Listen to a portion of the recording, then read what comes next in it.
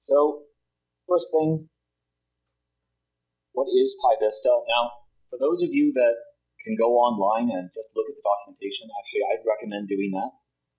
And to piggyback off of what Bane said, just go to tutorial.pyvista.org. And honestly, all the documentation's there. There's a full tutorial and in fact, it's reflected basically in our schedule that we're using right now. Go over, this is the introduction using PyVista and Jupyter. And we designed our documentation, which is right here. This is the tutorial documentation, and we have our main documentation. We designed it to be fully self-standing. So you can go through, interact with the documentation, and we designed it so you could learn entirely on your own all the documentation, which kind of begs the question, why are we presenting about this if our docs are so good?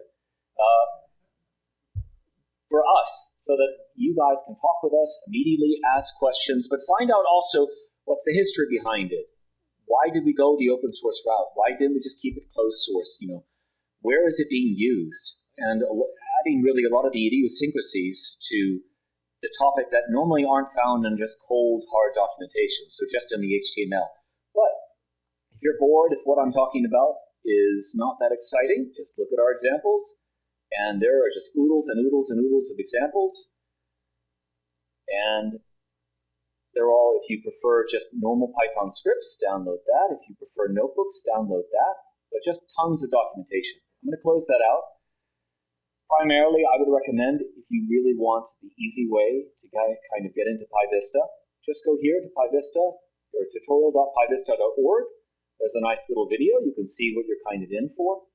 This was fun. I made it this morning because we recently upgraded the back end and how we're plotting, and it's way better. And even though we're doing this again and we're reusing some of the content from last year, it's going to be fundamentally different because now you immediately can visualize the results, and there's no context switching between the way that we had it before, where another window would pop up. Now you can do it entirely within the browser, and there's no context switching. If you like Jupyter Lab, which I know a lot of people do, just stay in Jupyter Lab. If you prefer it outside, well, you can do it as a normal script too. So that's the background that you need just for getting on the website. I'll go into slides. This will be the only portion that actually has slides, and the reason for that is I just need something kind of to guide the content. And then we'll immediately get into the tutorial content, which is just going to be through Jupyter Lab. So why did we make PyVista? And because ideally, VTK should be good enough, and it is in many ways. The problem is it takes, honestly, a long time to get really good at VTK. It's an extremely powerful library. VTK is really, really awesome. It has great data APIs, plotting APIs, you name it. And the problem is that with something so customizable, it takes, honestly, like a PhD to kind of get as good as those folks from Kitware to use it. So what I wanted, after I had messed around with VTK for a bit, I wanted an easy way of interfacing with PyVista, so I could do things in 1 line or 2 lines. And so, you could just import PyVista, import the demos, and just plot the logo, and the logo will pop up. That's how easy I wanted. Just 1 or 2 lines to be able to plot things, and use keyword arguments and make it very Pythonic. And so that's primarily what we were going after, a Pythonic interface to VTK. Now, here's a brief history. This is the slide that has the most words, and I promise I won't linger on this too long, but it's actually fairly old. And the reason is that VTK is super old. However, it's super powerful because it's really C. Fundamentally, under the hood, it's C and C APIs. And just the same with Python. The whole idea is make C and the speed of C available for the user at the Python level so you can have a really good API and get your work done as quickly as possible and still be able to leverage the power of C, but yet make it human readable.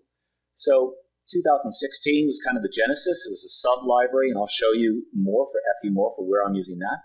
It was ported to GitHub. It was called originally VTKI. And then Bane came in 2018, and Bane really said, hey, let's make this official. Let's make this a new organization, make it completely open source, and not just have it under your name. And I agreed.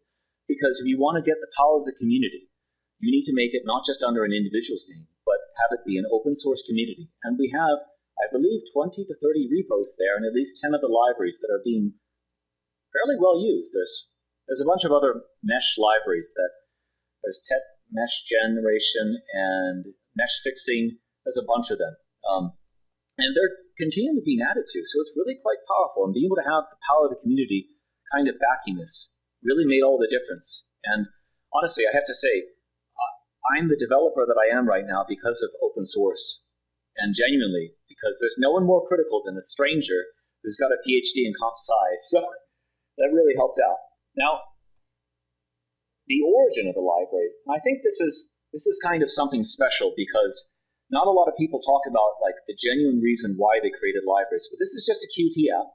And what I did is I was able to incorporate VTK into this Qt app, physically based rendering, all that stuff. If you look on the left-hand side, you can immediately change, your mesh properties and all that. I mean, seems pretty straightforward, at least on the surface for a GUI level, but the amount of VTK coding that it would take to do this would be tens of thousands of lines of code, and that means that you have to maintain that yourself from scratch. And instead, what I did is I took that boilerplate, threw it into a library, and put it on open source and said, okay, that's okay, it's good enough. And I made all these mistakes early on, and over time, as the library matured, it got better and better and better, and we solved all the issues that it had. And now, I can go ahead and click metallic, and suddenly I have physically based rendering. And what this is this is a Purdue transonic rotor. It's an academic model that I use for mesh metamorphosis kind of demoing and testing. And everything here is enabled through VTK. I'm not going to say PyVista because PyVista is it's just the layer above it. It's just the top 1 to 5% that you're adding on top of VTK. But it really makes a significant difference. So I'll hide that. But basically, the whole point of FEMorph was to go ahead and take a CAE model, like this, Purdue transonic rotor. If you notice that it's a regular model with regular hexahedral elements, and I want to morph it into the as collected scan data. So this is the measured scan data, and this is a real scan from a real part that's in reality, and we need to make a digital twin of this. As you can see, though, it's got issues, like there's missing data and all that. So how do you deal with this? And honestly, with almost all software, it's that last 1% that adds all the value. Everything else is just open source, or old company code that no one can maintain anymore. So instead of having old company code that I couldn't maintain anymore, I put it out into open source, and that became PyVista. And then enabled me and the rest of the community to do this. So if you look right here, same thing.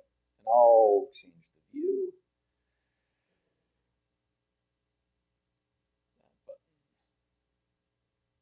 So exact same thing with a very Pythonic API.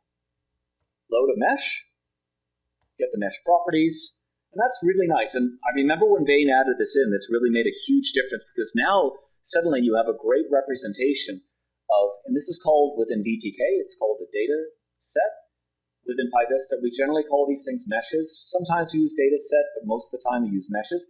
And if you notice, it's a poly data, tells you the number of cells, the bounds, and it makes it really easy to plot this. And with just a few lines of code, honestly, we could do it with just one if we wanted to. In fact, mesh.plot. And honestly, working with data should be this easy. That's it. Just plot it immediately. There you go. There's your mesh. Cool. And you can manipulate it, and I can show that later on. If I want to give it a really nice plot, like what I did, just 5 lines of code if you include this cube map right here. And this cube map, this is another cool feature. And honestly, I could talk about this all day, but we made everything so you could just have plot with everything. And what's a cube map? Cube map is basically just kind of like that skybox that you have around something.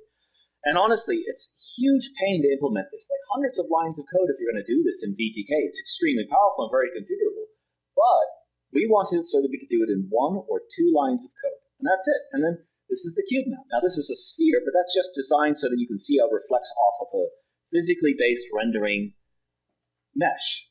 And that's it. So there's your cube map, and then let's just do the same thing. And what we'll do is we'll just take that texture and plot it right on that original mesh. And in just 4 lines of code, there you go. And as you can see, I didn't add the actor to the scene. And honestly, you don't even need to know anything about scenes or actors or any of that stuff. You just have this add mesh, set environment texture, show. And that's it. That's the plotter class. And we'll go into detail how to do this later, but you can make some gorgeous meshes just with just a handful of lines of code. And there's the exact same thing. But the real key is 4 lines of code to do what it took me with the graphical user interface, hundreds and hundreds and hundreds of lines of code with VTK, and it's completely inaccessible. all into just a handful of lines of code that anyone can do. And in fact, if you look at the examples, and I'll Google it just to show that it's the first one that comes up. Physically based, if I can spell right. Physically based rendering, there's your example right there. Boom. You can even download this. So, let me get into the slides again. So, I keep talking about boilerplate. What does that mean? And this is actually a pretty low, I'd say, pretty easy example to demonstrate within VTK. You can do this with a fairly minimal number of lines of code. But you have to set all this VTK render, and render window, and add renderer, and render window and actor, and set render window. It's a lot. It's like, I don't need to be a computer visualization expert to do this. It's just like Matplotlib. I just want to, import matplotlib.pyplot as PLT, and then, boom, my data.plot. So we thought, let's do the same thing. Everything will have a .plot method, at least everything that we can that you can actually plot, and that's it. And we even included a bunch of data sets to allow you to be able to instantly plot whatever you want to plot. So there's really two ways of getting data into PyVista. You either download one of our examples, or you open one of your existing files, or you can make it from scratch. And it depends on what you're going to use it for. But typically for data science, you're just going to have an existing data set and you'll plot it. And if you look at PyVista in terms of its popularity and growth over time, it's done quite well. And I think all of these libraries, though, all of these libraries are great. And I took this from SciPy. And this just shows a bunch of libraries that all do 3D data visualization. And honestly, in my opinion, they're all great. And they all have different use cases.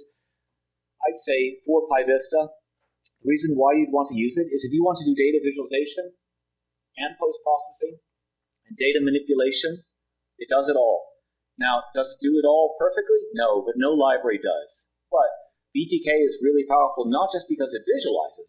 Honestly, if you want gorgeous visualization, use the Unreal Engine. But if you want to do data science and visualization and manipulate your data, PyVista's got it. And in fact, all of our examples, again, I'll go back, if one of these doesn't do it, you probably can just ask ChatGPT, and I've done it before, and it does a pretty good job. So, and that's why it's so key to have examples, not just for humans, but for AI. I won't go into that. So, here's a few brief examples, then I'll get into comparing it with a few of the libraries, and then Bane will take over.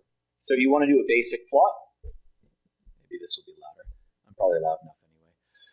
So, import PyVista, import examples, and then we have a polydata. So polydata is basically a surface. And within VTK, VTK has various data types, and those data types basically represent the fundamental topology of the data. So polydata is just surface data. That's all you need to think of it as, just surface data. Then what we have is we have volumetric data. So volumetric data would be like if you took a CAT scan of something. I don't know how they got this frog, but maybe they took a CAT scan of the frog. But they got the frog somehow. That's volumetric data. And you can actually, if you download this and run it, and if you don't have it installed, that's fine. Maybe you're installing it right now, but Bane will go over that in the next section. But you can wiggle it around. You can actually see through it. It's actually a really gorgeous plot, and it's a gorgeous way of looking at these. Works great for magnetic fields well. Now, what you also have is you have filters that act on the data. So you have the data set itself, and the data set has multiple types. Then you have filters that act on the data. So this is for manipulating data. As you can see here, normally you could go with any one of these. You could say, okay, dataset.contour, you can do contour.plot, or you can make a plotting class. Sorry, you can open up a plotting object, and plotting objects are for when you want to get complicated. But this is kind of the Python way of doing things. You make a very simple method, allows you to do something instantly, but if you want to customize something, you use these classes. And that's generally the approach that we take. It has widgets. This is a PDF, so I can't actually move these, but you can. So you can move around these widgets. And this is what I was really proud about, is that it allows you to create Qt apps, or using training, and Bane will talk about that, web apps. So you can really use this library and integrate it with other libraries and make complete standalone applications. And I've actually sold software that's using just PyVista, and that's this one. And this is it. This is just everything here is basically PyVista, but specifically this viewer. And PyVista Qt is another library that enables this. Basically, it's a batteries included library that allows you to build other libraries on top of it. You don't have to, but it's powerful enough that a lot of people have done this enough that they say, hey, I want to start making my own standalone applications, be it the web app or a Qt app, or you just have a simple script that runs, and you can take it and you can kind of freeze it with PyInstaller and deploy it. And in fact, we've had people, and this is Vesovio, we've had people, especially for research, because not all researchers want to install Python, just distribute it, and there you go. You have a complete standalone application. Finally, one other thing that I was super excited about, I think I showed this earlier, you can generate documentation. So fully interactive documentation using Sphinx, which I was really, well, Tetsuo will talk about this later, but there are a lot of other libraries and organizations that are even making their own documentation, and it's even interactive. And it's CAE, it's geospatial science. There's a whole mess of them. There's a bunch of environmental ones too. Tetsuo will talk about this, but it's great. And all it involves is basically adding this little Jupyter execute statement right here. So that's to try to get you excited about PyVista. And I think I have one more thing, but that's not in the slides. That's done for slides right now. So for the tutorial, if you want to follow along, you can download all the notebooks right now. Click that button, open up the notebooks, and it'll open up. You can unzip it, and you'll have all the notebooks that you need locally. And then you can follow along here. We just or are finishing up the introduction right now, and then Bane's going to talk about how you can use PyVista and Jupyter. All right. Thanks, Alex, for the overview. I think people are still installing, downloading notebooks, getting things up and running. Now, I'm just going to talk about this Jupyter interface we have, and then we're going to take 15 minutes of no presenting, and we're going to make sure everybody has plots in Jupyter notebooks and are wiggling them around and doing things. So we have this brand new Jupyter backend in PyVista. It's powered by Tram, which is a open source Python framework for reactive web development. It's akin to things like Streamlit, but different. We actually have a section towards the end of the tutorial today all about PyVista and Tram. If you want to, feel free to go onto that section of the website, learn more about Tram. Tram's basically a way to create reactive web applications. It has really, really awesome support for VTK and thus PyVista. And so we use that or leverage that to create this interactive viewer in Jupyter. It has a couple different modes of interaction. So there's the default Tram mode, this is just enabled by default for PyVista out of the box, which allows you to do both server-side rendering and client-side rendering. So when you're doing server-side rendering, you're actually rendering screenshots on the hardware itself, or wherever. If you're running on Jupyter Hub, it will be on the server or on the node, and it streams a screenshot to your browser, and you interact with it that way. And then there's a client mode, which actually uses VTK.js, which is the JavaScript implementation of VTK to render natively in your browser. There's some details on this of how you can fiddle with enabling the different backends. So again, there's this Tram, which allows you to switch between both dynamically. There's server, which is purely server-side rendering, client, which is purely client-side rendering. If you go to this page on the tutorial website, or if you're following along, you downloaded all those notebooks. This is going to be in, I think, section 00_Jupyter. There will be one notebook in there for you to interact with and fiddle with, and it looks something like this. I think that's really all I'm going to say. I just want to make sure everybody has this up and running in some environment, whether that's SciPy.quantsite.dev, that Jupyter Hub, or if you're on my binder, or if you're running locally. And I want to make sure everybody has things wiggling around in a notebook. So definitely open up this notebook and let's play with the different Jupyter backends. And let's raise hands if anyone's having trouble. Okay, we'll get started with the next section, actually start getting into the content of the tutorial. There was a question made earlier, what's the size limitation with this? And forgive the Emacs, but I am in Emacs a bit. Where's the buggy? So I just downloaded this file from, and these guys have a lot of good examples. I think they collect scan data. If you notice here, they have a lot of software for collecting scan data, so that's kind of what my software did. But these point clouds can be just enormous. And yeah, this one, it's not too big. I'll do it from Jupyter Lab as well.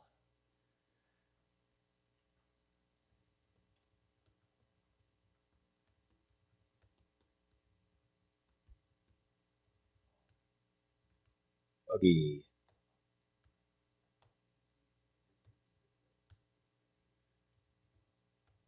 If you notice, it loads it pretty fast. And this one has, I don't know, 8 million. Yeah, 8 million points. It's a relatively small scan data. I think in memory, this is probably about 200, 300 megabytes. But if you want to see the plot, and honestly, the slowest thing is going to be actually just starting up that plotting backend. But it visualizes wicked fast. And it will plot even faster if you go notebook, because it has to stream over this. So that's the buggy. What I often do, because I'm often out of Jupyter Lab, and if you see that, it was nearly instant. If you do notebook equals false, you can plot outside of it, and yeah. Yeah, you can. Give me a second, I need to think about how to do it. I'm usually outside of notebooks. I really like Jupyter Lab for a presentation, but I don't like it for my daily driver. So right now, if it detects it's inside a notebook environment, it will set it as default, but there's this thing called themes and global theme. And I forget this all the time, so this is another reason why Jupyter Lab's great. Jupyter backend, I think it's notebook. Notebook equals false, and then let's do this from scratch. So that should just work. Oops. Sorry, no, I still have notebook there as false. Yeah, see? So now it works. Themes, it's all online. I don't want to get too much in detail, but basically this global theme allows you to set just a bunch of global parameters, and you can change everything all from scratch, so you can have your nice global configuration. Everything from base colors to whether or not you're showing edges. There's anti-aliasing, things to make it look really nice. But let's actually get into the content of the tutorial. And I'll start recording again. Okay. Basic usage. So if you're following along in the tutorial, this is the website that you'll want to go on. So that's PyVista tutorial, basic usage. Then we talk about how to work with PyVista at the base level. So this guy, not that one, that's Bane's. Okay, so we've already kind of gone into this, and if you notice up here, this whole set plot theme, we're just setting our theme, and you could change this to something else. I do like the plotting theme, the default plotting theme, because it's a white background, so it's great for Jupyter Lab. But if you don't like that, you can change it to any number one of them. You can just look on the documentation for that. But we've already talked about this. So loading up data sets, and we just showed this. I downloaded a PLY from the web and just visualized it. We also have a whole mess of included examples. So the line of code that you want to run is from PyVista, import examples, and then data set, and then right here, I'll use the magic of Jupyter Lab. So download, and then we have a whole mess of these. Some of these are just data sets. Some of them might be, as I showed earlier, like a cube map. And then most of these are just data sets, though. And so you could just download that. Yeah, that's FEA. There's foot bones right there. Let's just plot that. So dataset.plot. And yeah. And then you can start manipulating it. So let's say if I split.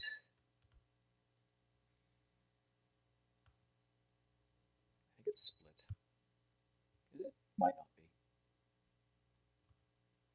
Oh, it's hogging that main window right bottom. Data set.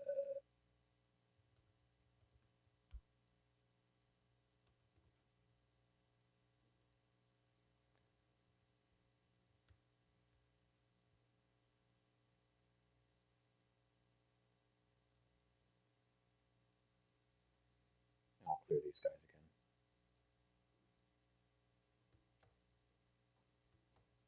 So as you download your data set, you can either look at it immediately, or you can start manipulating it. So for example, split bodies.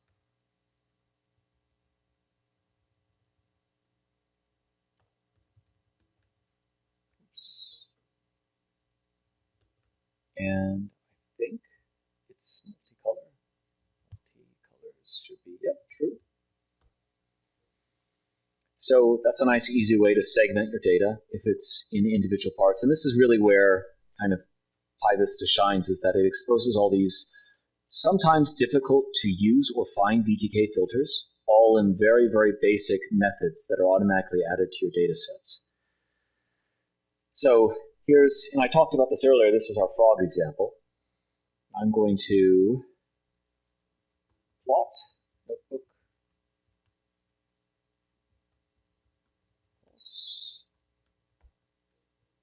And if you notice, this is a volumetric data set, but I'm not plotting it as a volumetric data set, so it just looks like a box. So what you have to do is, if you have volumetric data, you can tell because the data type is image data.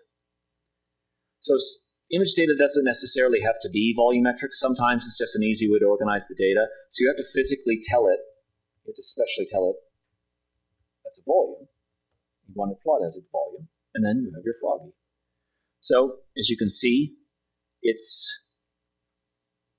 if you change the opacity, which you can actually kind of see through it a little bit too. As you can see these little, like, the fingers of the frog right here. You can modify the opacity as well. I just won't show that on here. But yeah, this is how you can work with PyVista on a basic level. I feel like we've already gone over this, so I'm not going to go too much in detail of this, since we are slightly behind schedule. So I will go into the basic API usage, and then we can have a break where we actually practice the tutorial. So normally, when in one of these sections, right here, you'd go through. The lesson material is kind of what I'm going over right now. So basic examples and then basic usage. And then you download this, and if you already have it, just use that. So you'd work on the exercises, and then you could always look at the solutions. In fact, you can just view the solutions online. So the exercise will have parts that you should fill in. So exercise 1, use PyVista examples, and you're just supposed to fill in one of those. I feel like since we're behind schedule, I'm just going to skip over this, but if you look here at the solutions, and you look at, for example, exercise 1, use PyVista examples, dataset examples.download. And in fact, if you want to look at all the examples, PyVista examples, you can even look at the example data right here. You can either search for it. So all the downloads that we have right here, like what is this Armadillo thing, and it has this little guy here. You can just copy and paste this. So bloop, and then bottom, paste, run, and then the same guy. So there you go. But there are a lot more, and this is just a simple surface mesh. Some of them have scalars that are associated with the data as well. For example, Cartoid should. And you can see as well, this is where we actually get the coloring. So that's when we have data that can be associated with the mesh itself. And then this is kind of where the VTK data model becomes so powerful. So I'll go into that in a bit, but you should at this point at least have it running, and you should be able to see and visualize data and wiggle around plots. That's all that we expect you to do right now. So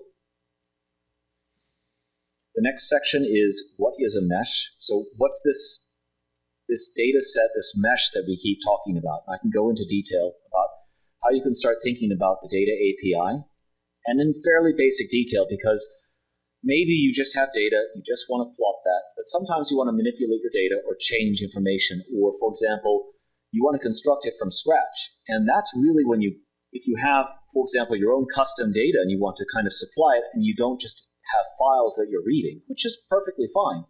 But if you have data that you want to visualize and construct completely from scratch or interact with the data, it's all there, and there's all APIs for it. So first thing I'll do is I'll talk about points. And let's say, and we really design PyVista around interoperability. Let's say you have just points. So points right now, you just have a NumPy array, and you want to get that over to VTK.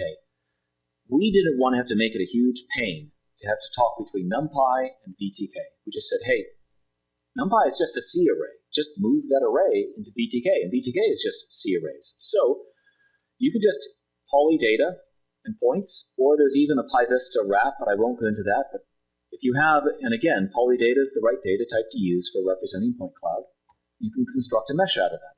So look, 100 cells, 100 points, and it's all done automatically. There's all this stuff that's going on behind the scenes to make your life easier. And we can even plot that. So when we plot it, we can expect to get a bunch of points. We can even change the render style to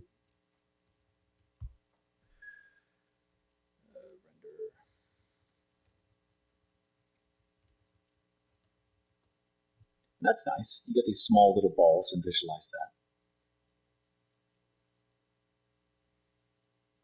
So that's not just the limitation of, PyVista can do more than just plot point clouds though. Let's say if you have a mesh and it has 3D connectivity, so you either have triangles or hexahedral elements.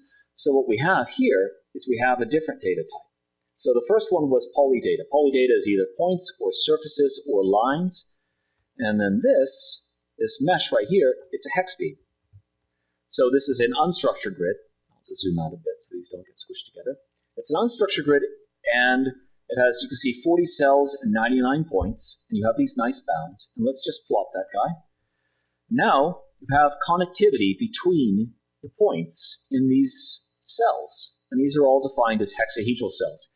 Now, I won't get into too much detail about how to construct these. There are examples online, but basically the only thing that you need to take away from this is an unstructured mesh is the most general way of representing data. And if you have any data type, it can be represented as an unstructured grid. And by that, I mean, for example, this data, it's regular. And you could actually represent this as a uniform grid. So we call that image data, or VTK calls it image data. But all these cells could also be separated. In fact, I can do that right now with this guy. Mesh, let's explode. And what? So look, all these individual cells that are all separated out. And that's really, like, sometimes it's helpful to explode meshes, because then you can look at each individual cell and see how they're separated out. And they're all scaled by slightly different sizes. But the first step is to isolate each cell and then scale down each cell by its volume, by some value.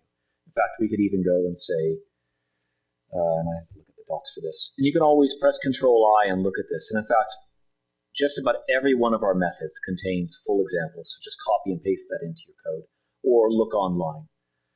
So factor, default is 0.1, and I can just change that. Go back to the previous tab, explode, and then just 0.5. So you can see these are all individual cells. So there is the point data, or the points itself. So points for any mesh can be represented or can be interacted with mesh.points, right there, if you type it incorrectly. So PyVista ND array, it's just a NumPy array with just a few extra bells and whistles, but that's it. It's basically a NumPy array. And you can interact as if it's a NumPy array. In fact, you could even just, if you don't want to see this PyVista stuff, NP array, and it won't even copy it. So there's zero copy involved, which means that this is a really efficient library. So it's fundamentally just an array under the hood. You could even modify in place, so plus equals 1, or NumPy array. Yep.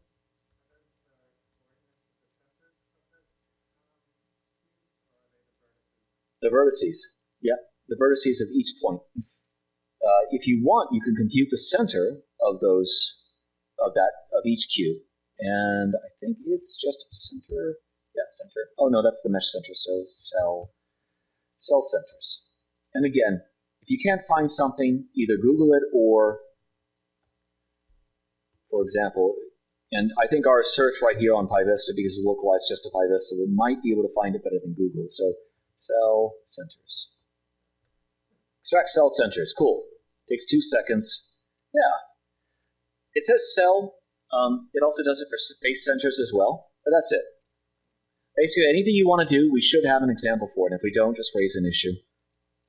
Or ask ChatGPT. We'll probably figure it out. But yeah, so points. So these are the individual points or vertices. And then for the actual cell data, and I'll plot this right now. Let's load that beam. And each individual cell, you can actually access that underlying data with mesh.cell connectivity. Now, this is difficult to interpret, but if you reshape it, because these are all hexes and each hex contains 8 points, that's it. That's the connectivity for each cell. Now, for example, and this is an unstructured grid. If you want to just look at, for example, this bunny, it's going to have faces. So, and the reason why we have to have these two is that a surface data can be more efficiently represented than general unstructured grids. So what we do is we have, I think we call it, what do we call it? We call it mesh again. So here's the, well,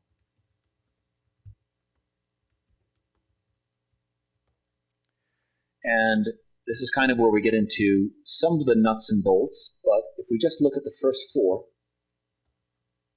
we say this is a face, and the face has 3 points in it, and these are the indices of the points.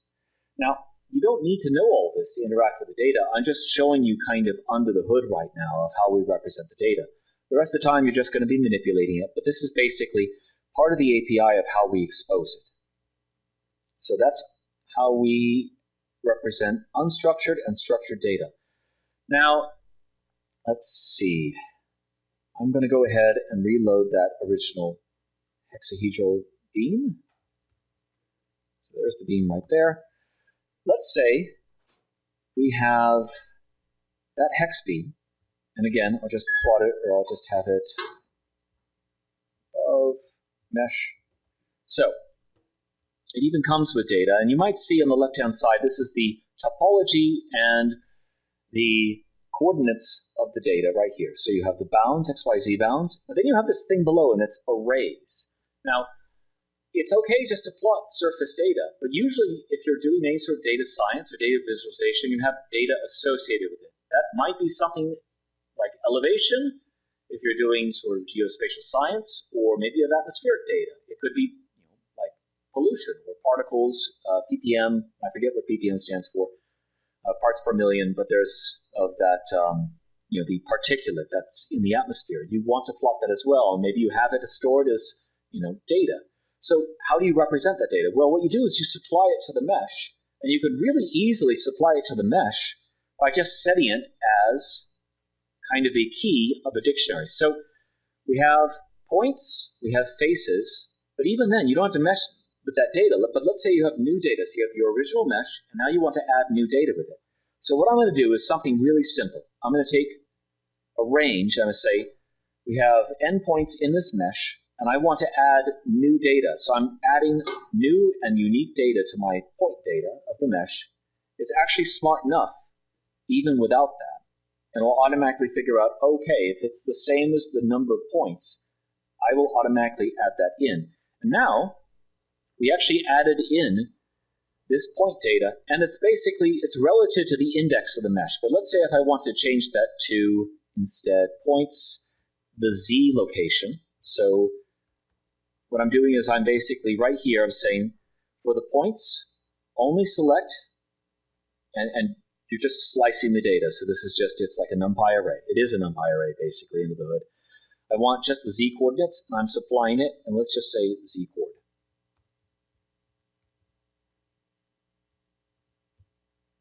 And let's just plot the Z coordinates. What did I do wrong? Oh, yeah, sorry. There. So, nice colors. That's it. It should, like data visualization for 3D should be as easy as Matplotlib. So that's it. And this is how you can supply data, and this is really where I think the data API at PyVista kind of goes above and beyond just VTKs, because VTK, you'd had to go and 4 or 5 levels into the matrix, and then you'd it's tough. It's really hard to get this. But if you just say, hey, it's just a key, give it a name, and then, yeah.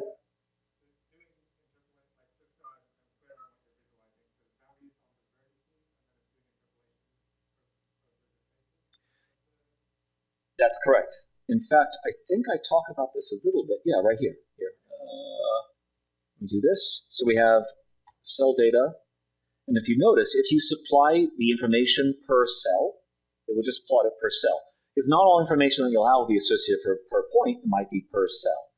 Or if it's poly data, it's per face. So it does that. And then we can plot these things at the same time. So this, it's 5 lines, not 1, so forgive me. However, it is nice because you can plot things side by side, and you can even link cameras. So yeah, it's super helpful to be able to demo this because look, you can see this is 1 point per value. Sorry, 1 value per point, and this is 1 value per cell, and you can definitely see the difference. There are some interpolation settings, but you don't really need to worry about those right now. In my opinion, the defaults work great.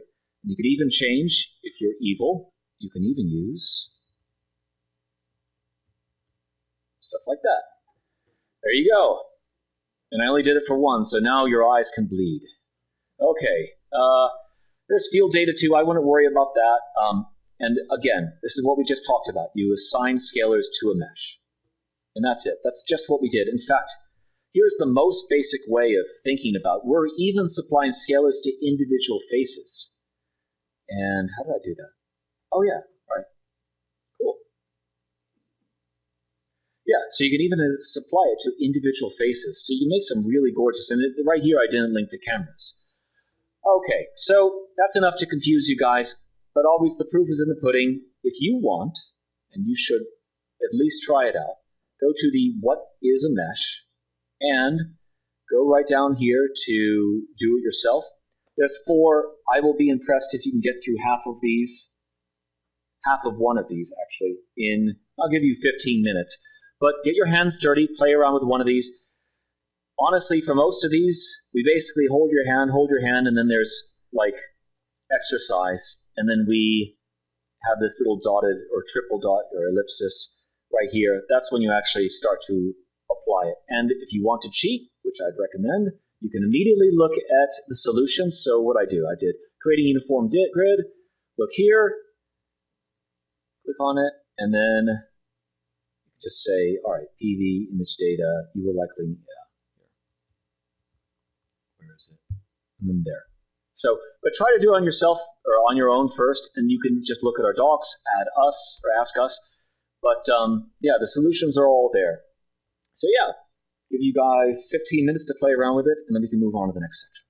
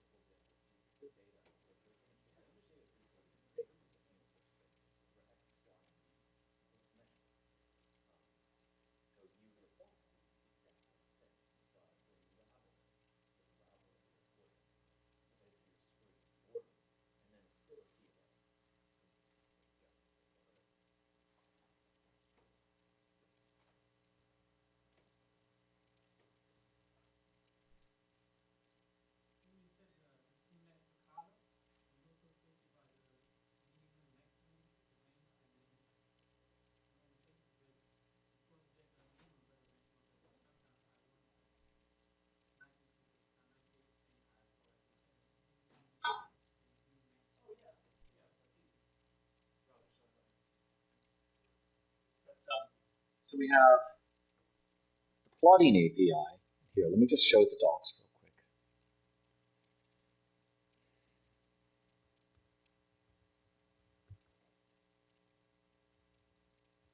I'll do this. Are you going to talk about that, Bane? Okay. Yeah, so we basically have all the parameters. So, but it's much easier just to scalar range. This example is pretty good because it talks about how you can modify this.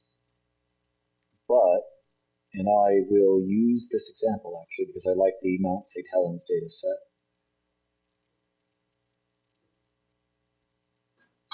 I feel like I'm nothing more than just like ChatGPT, but like a human version of it, because all I can do is just regurgitate data. So this data set right here, it's nice. In fact, the data comes off flat, and then what you do is you warp by scalar. But let's, for example, change this plotting range. So I can see right here it's 682 to 2,540. Let's say if I didn't know that. And mesh. You can either directly add, like, you have the minimum and maximum here, or I could even go here. So, elevation. And then you have this nice array, and you just say min, max. It'd be nice if NumPy had a min or min max, because then you don't have to loop over the array twice. But yeah, so that's your range. Let's say mesh.plot. It's clim.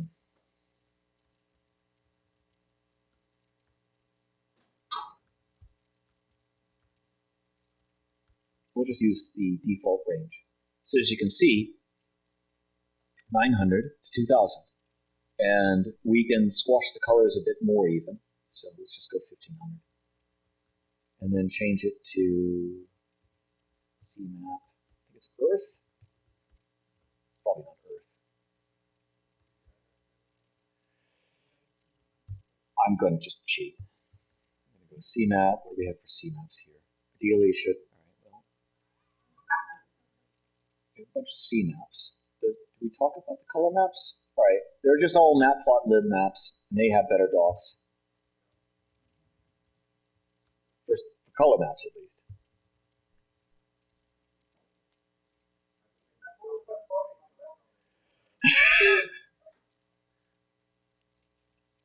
Now, where is it? All right, I was trying to do it the hard way, but yeah, you're right. Just what?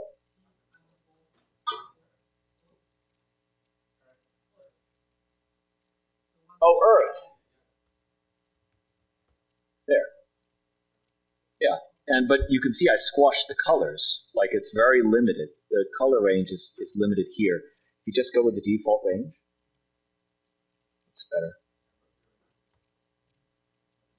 Yeah, it actually looks like a real thing, though the water shouldn't be here, and that's why you might want to wash it out. Like, you could just change the range to 0. 0, and then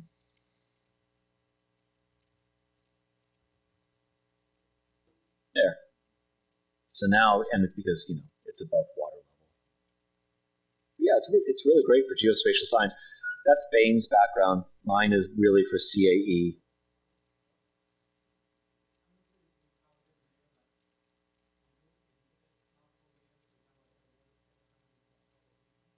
Yeah, you can plot multiple meshes at the same time.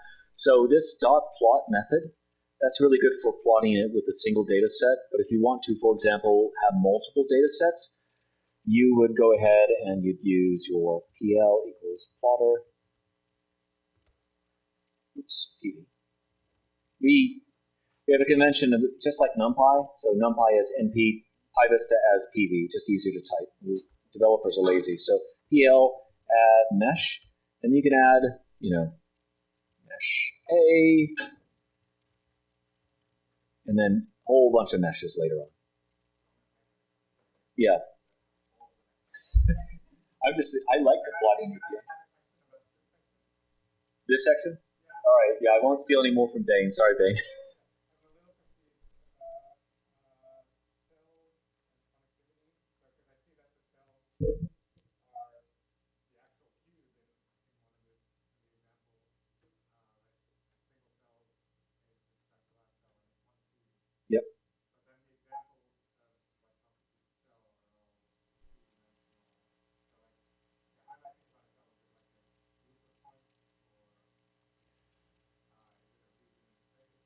So cells defines topology. So that's the connectivity between points. And in fact, when you get down into the very low-level API, faces are the same as cells because basically you're describing how 2 points or 2 or more points connect together. In fact, you could even say 1 point is a cell. It's just composed of 1 vertex. So yeah, let me show you that because that's a good question. I think I need to reload this mesh. But let's go back into and load that. Yeah, this hex beam right here. So I'll just scroll to the bottom. Delete that. Oh, I was on the wrong cell, sorry.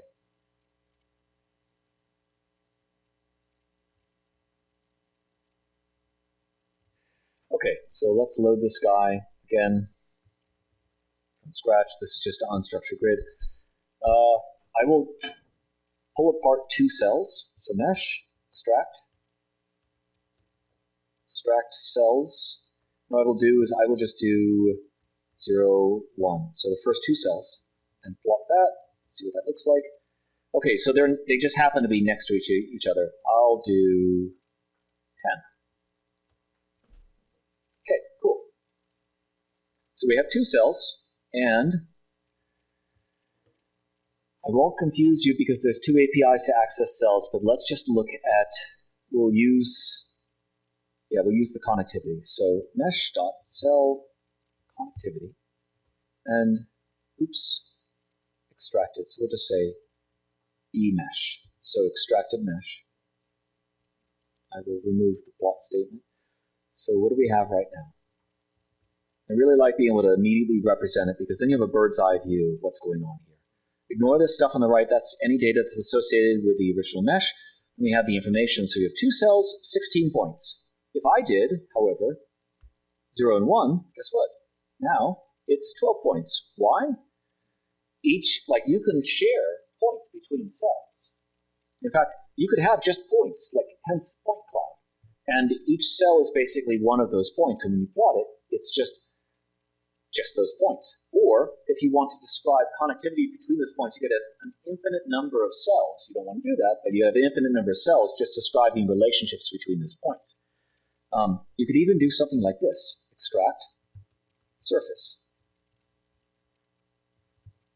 Surf. And then what do we end up with that? 10 cells. And why is that? Well, here, look.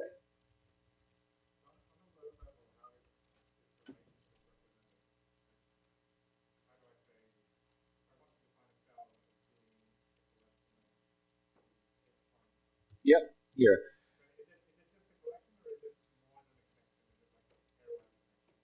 No.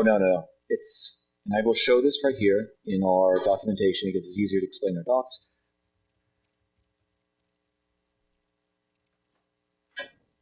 So when you create an unstructured grid, you basically define,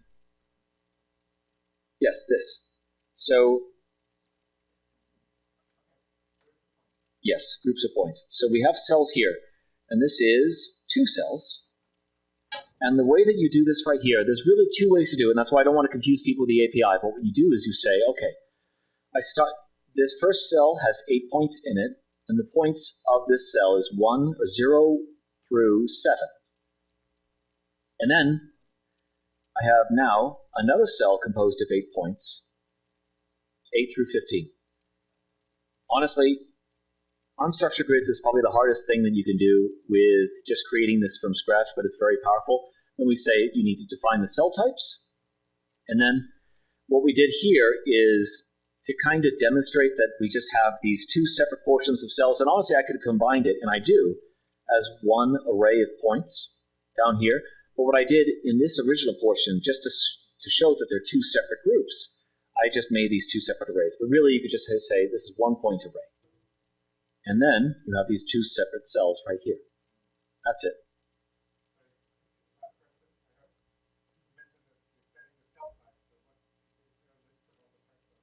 Yes, and here our documentation should be better. Cell types.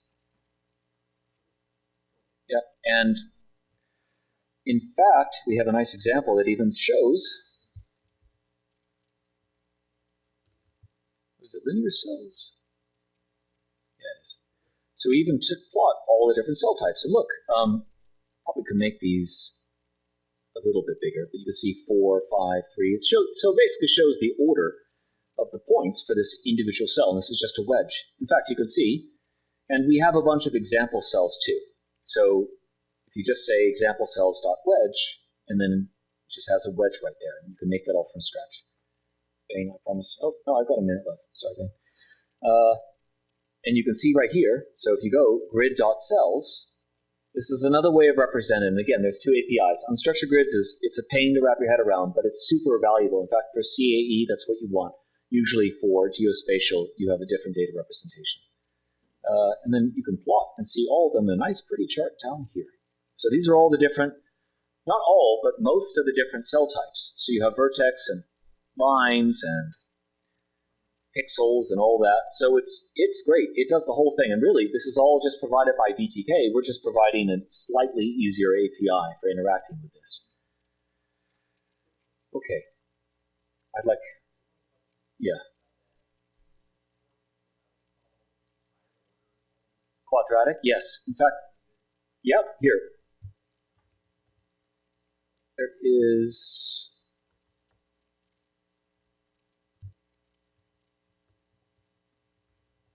So I will demonstrate this right here with extract surface because it's nice. Wait a minute. I had another one. This is when you have subdivision. It is. I want to show it though. Where is it?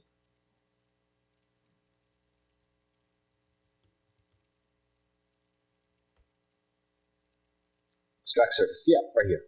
Okay. So create a quadratic cell and extract its surface. So for those of you that aren't in the know, basically quadratic cell is nothing more than a cell that has, so earlier in that plot you have these edge points, and then a quadratic cell has these mid-side points, and basically in CAE it just defines that there's a curve, more or less. Like there's shape functions and all this stuff, but basically you have this cell that just happens to have these mid-side points. And so what you can do is you could have this non-linear surface subdivision to actually see it as kind of this curved surface. So that means that you can have potentially higher fidelity that's stored within the mesh data. So, for example, if you have a surface and it has curvature and you don't want to really have all these individual cells or faces representing the curvature of it, what you can do is you can describe these mid-side points. So yes, it does that, and we even describe how to do this here. And in fact, if I download this example, it's a nice, pretty example. Bane, I promise, I'll be done soon. All right. Where is this guy? That's in my downloads directory. Yeah.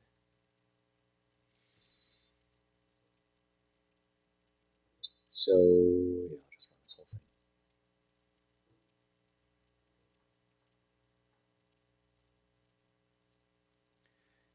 So this is what it looks like if you don't subdivide.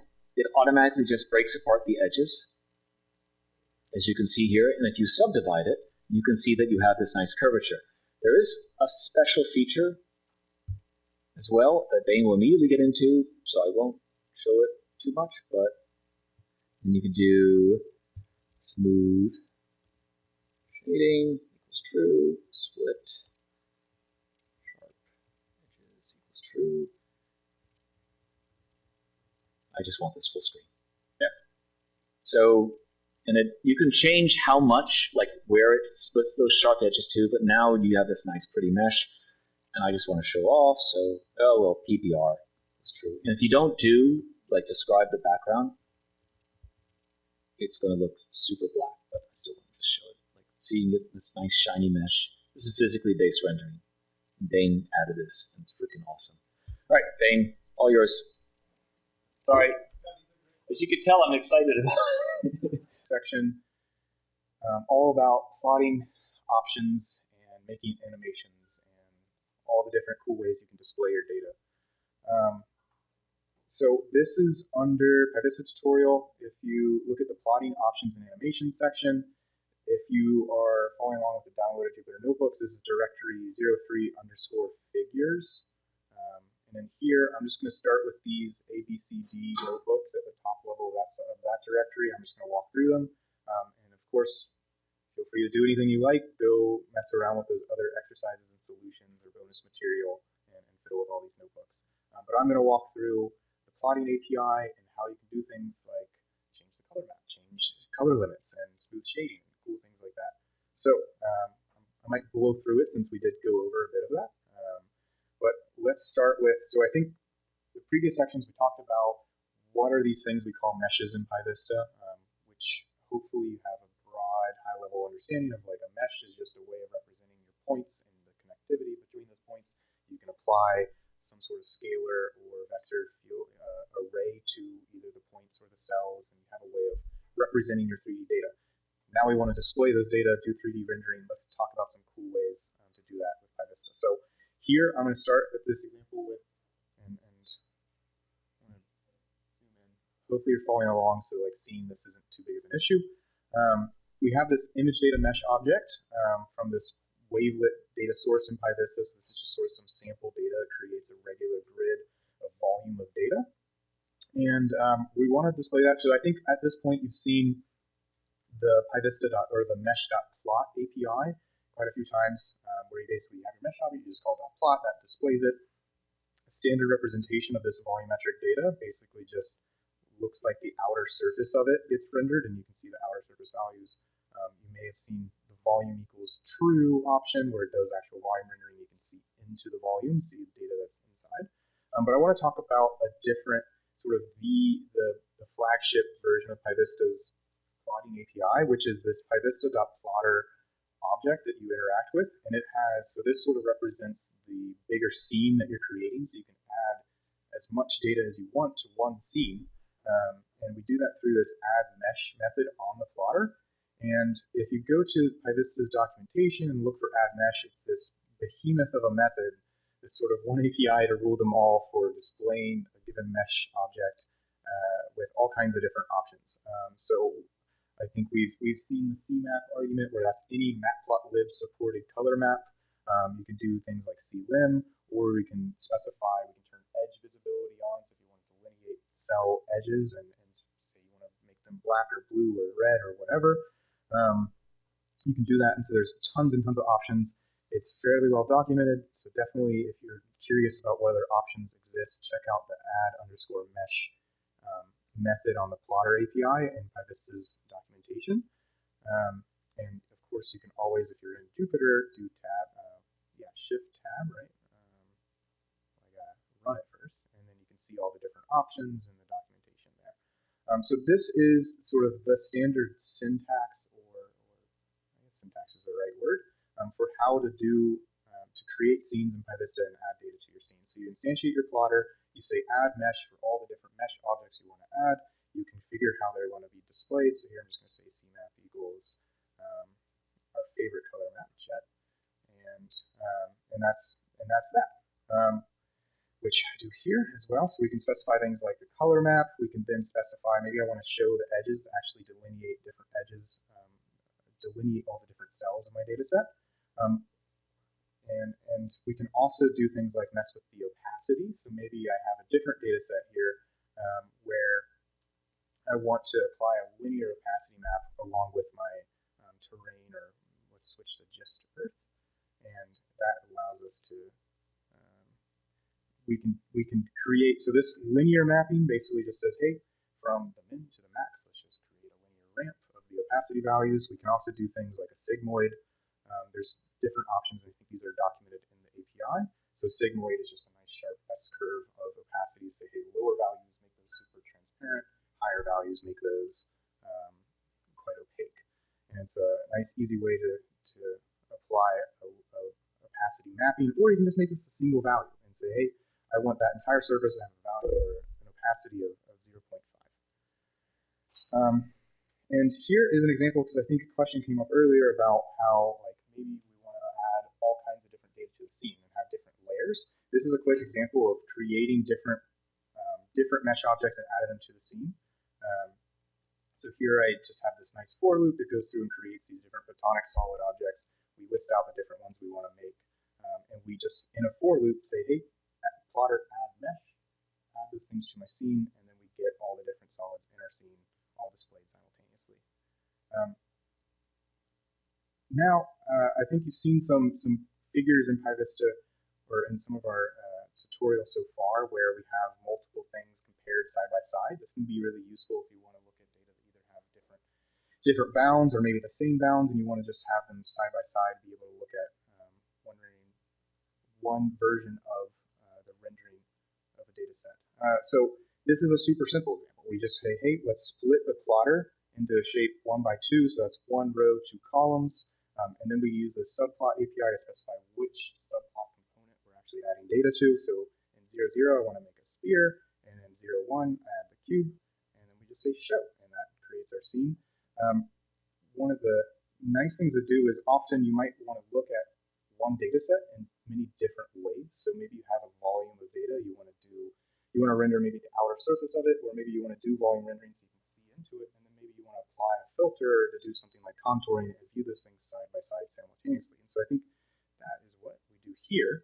So I have one data set, which is that original volumetric data I had earlier, and I compare two different sort of extractions of that same data side by side, so that I can see, like, as I move them around together, I can compare them to see what's going on. The plotter API has a ton of different methods on it.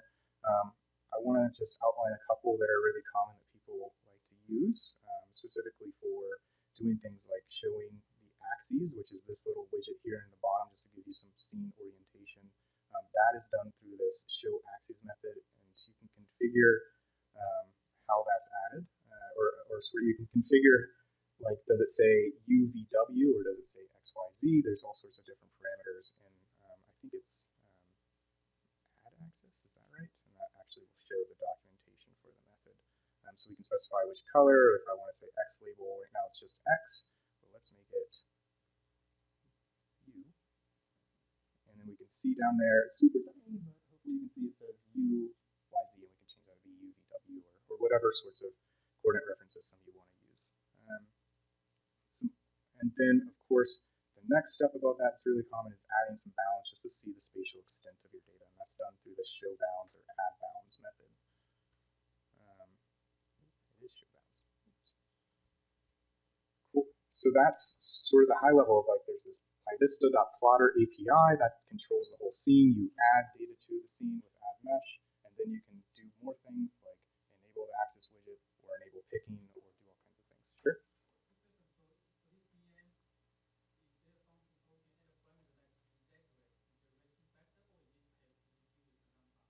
Yeah, great question.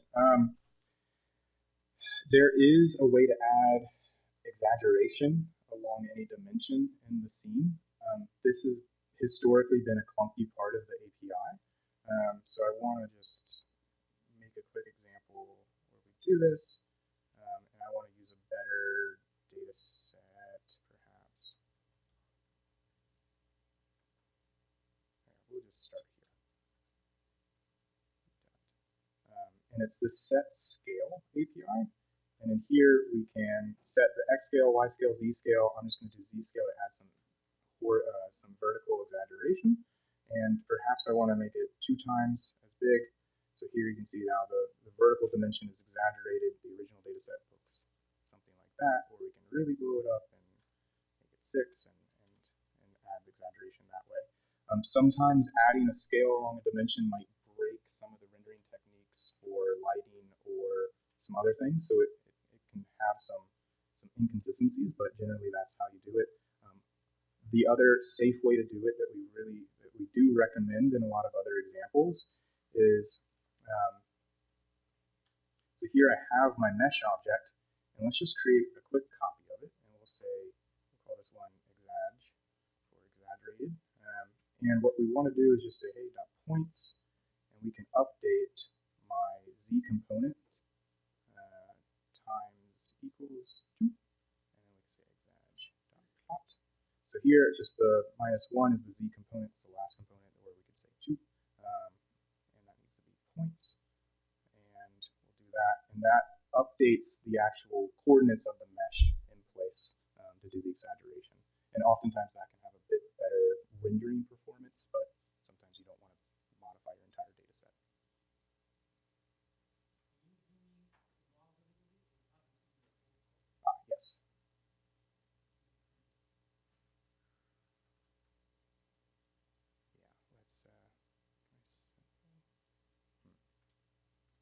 may have to zoom in and out just so I can see. Cool. So that's the first section, just going over, there's this plotter API, add data to the scene, then you can control the scene in all kinds of different ways, add vertical exaggeration, those sorts of things. Now I want to talk a little bit about different shading techniques that you can add. So we're going to start with just this simple example of a nut, from a bolt.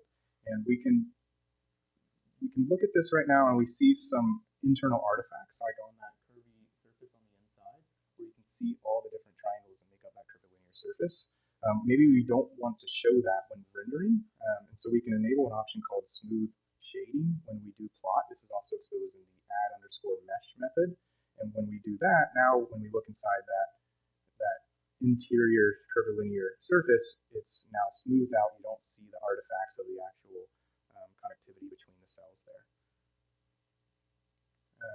And then Alex showed a really great example with the quadratic cells earlier about splitting sharp edges that allows, now we can do, so if we look above, we see all this sort of, it's smoothing out those sharp edges that we have on the original mesh. If we look at the original mesh, we have these nice sharp edges here. We still want to see those sharp edges because those are manufactured.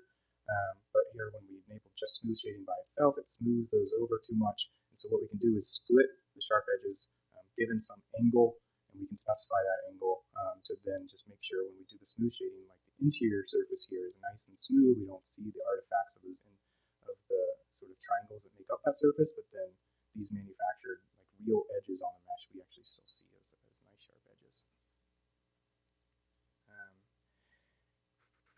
The extract feature edges, this is a filter, and I think we'll go over filters in the next section about how you can transform your data and extract information from your data.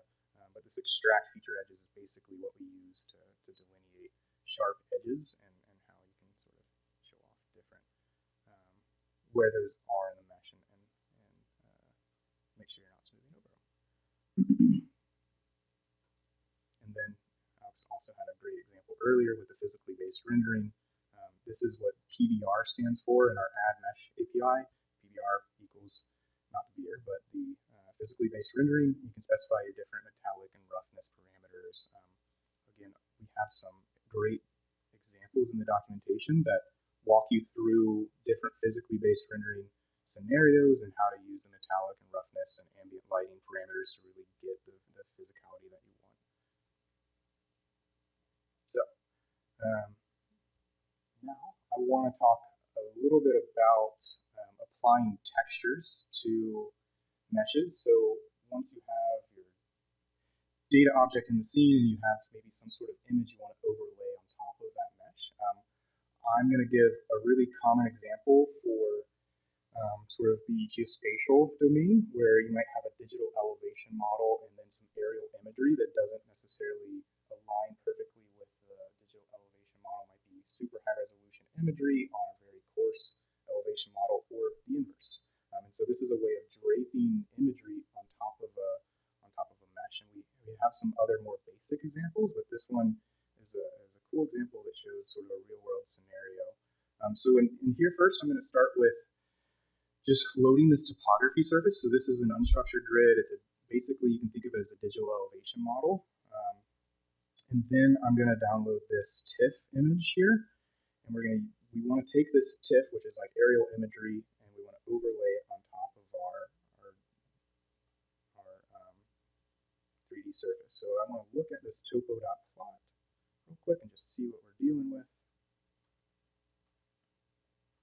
And so it's this triangulated surface of a really large digital elevation model. We can see some mountains there. I'm going to switch to client-side rendering real quick, and it looks nice and smooth. So now I have this elevation model that represents my terrain. This model is perhaps a bit coarse, but then I have some imagery I just downloaded as that TIFF, and we can just ignore these methods right here. This is some special bit to align the coordinates of our geospatial imagery with the coordinates of the digital elevation model. But basically, we're just going to hard code these right here, and this is sort of a way of defining our origin. So I want to show this figure real quick. So when we're doing texture mapping, and you want to drape a surface on top of a mesh, there's a handful of different ways you can do this with either mapping it directly to a plane or to a sphere or to a cylinder, where you take your texture and you wrap it around your mesh object. I'm just going to talk about the plane scenario. So all we need to define a plane is 3 coordinates. So we have some origin, some u coordinate, and then some v coordinates, so basically x and y. And we have our image, which I downloaded earlier. And here, I just want to, just so I can show this.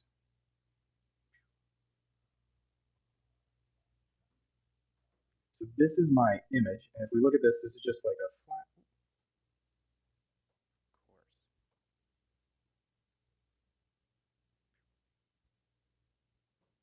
Don't you just love live demos with rendering artifacts? Yeah, it's not great. But basically, this is just a flat image, aerial image that I want to drape over my topography surface. So that's what that looks like. But as you can see, or you really can't see this, it has a really, really big extent, which is larger than my actual digital elevation model. And so that's where this mapping comes in, where my point U, my origin, and my point V are beyond outside the spatial extents of my DEM. And so, yeah.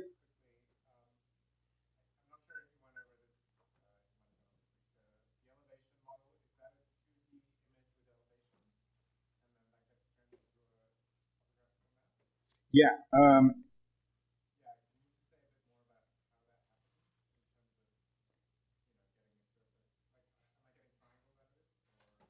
Yeah.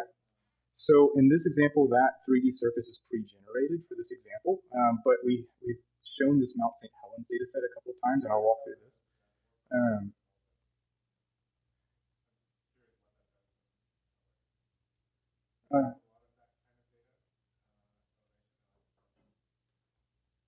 Yeah, so let's just walk through this, because this is very, very similar and the same thing. So we have this example St. Helens data set. This is image data, and if we look at the dimensions of this, we have x, y, and z is just 1, so it's a flat, like your classic DEM that you might have. And if we plot just that image by itself, we can see it's just a flat surface like that. And what we can do is apply a filter in PyVista called warp by scalar, and we'll just use whatever default options it has, but you can specify like the scalar array. In this case, the scalar array is the literal elevation, so we'll just work out of the box. And we can do that, and so we'll call this warped. And warped is now a structured grid.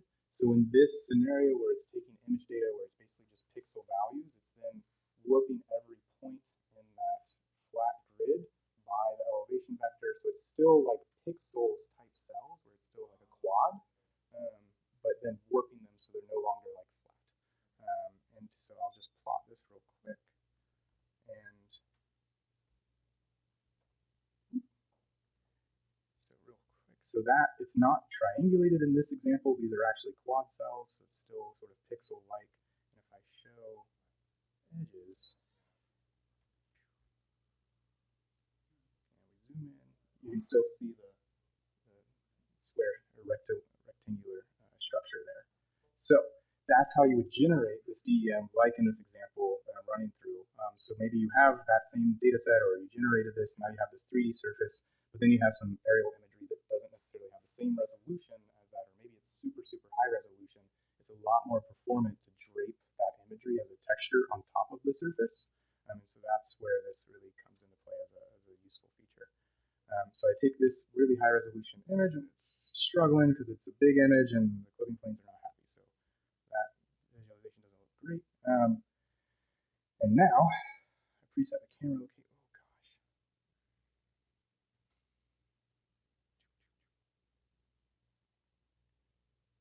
Oh.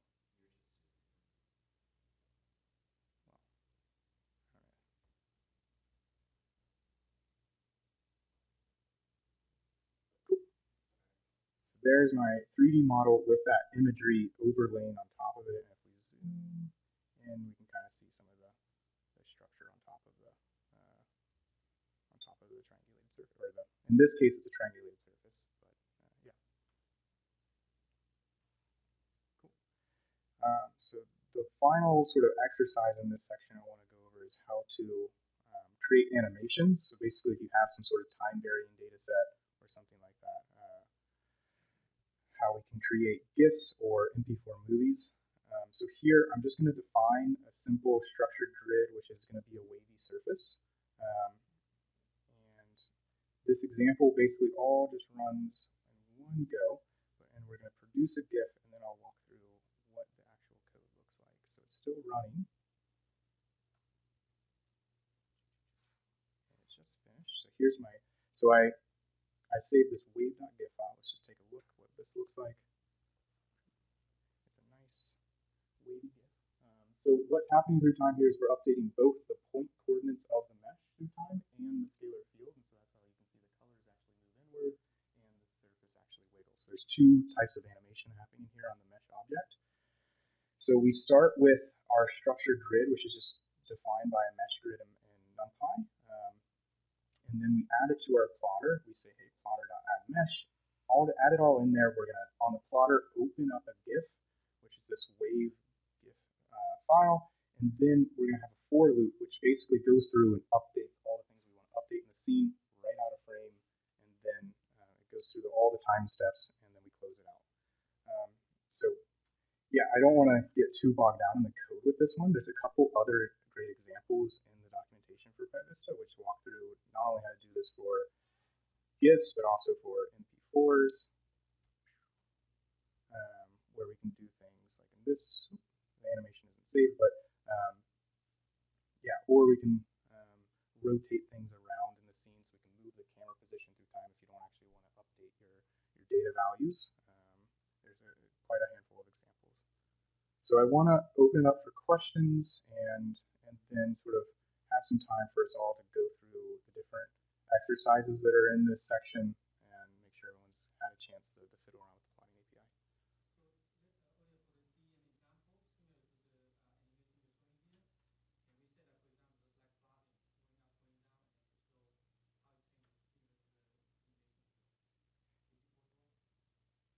Yeah.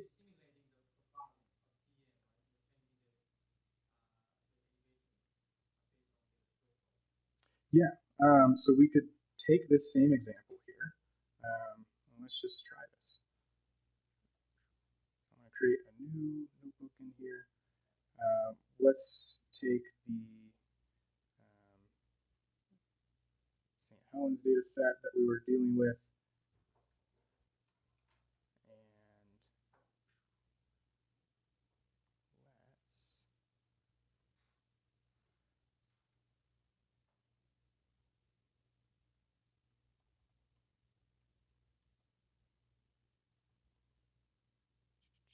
So earlier what I did in this previous example is I ran a single filter all at once, warp by scalar. It changes it, it exaggerates it in the z direction. What I'm going to do is we're going to say, let's go ahead and let's warp it once. And let's get a mesh. So let's call this one surface now. Surface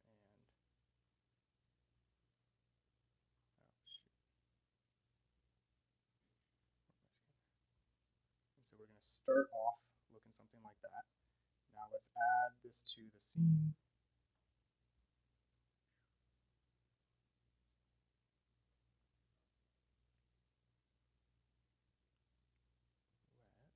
Let's just run.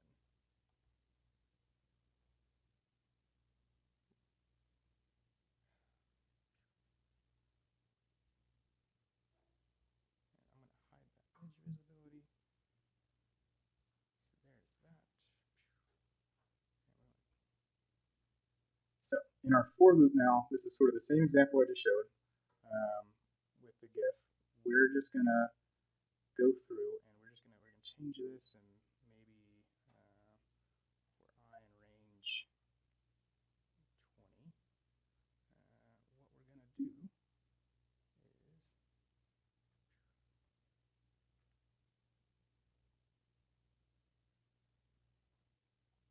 can say surface dot points.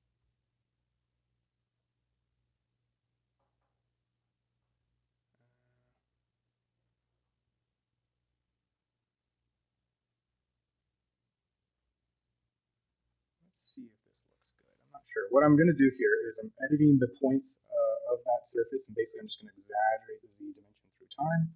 Let's see what happens.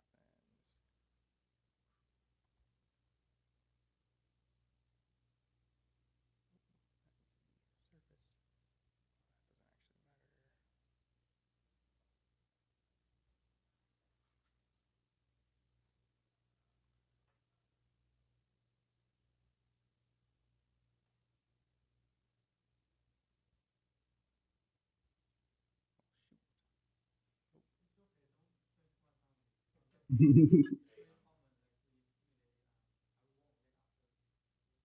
Okay.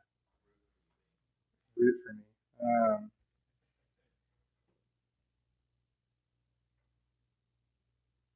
Yeah, this should work.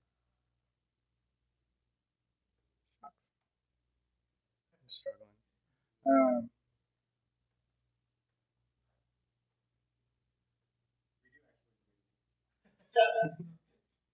Yeah, it does work. It ran it, but the GIF did not it's not actually moving. It's static.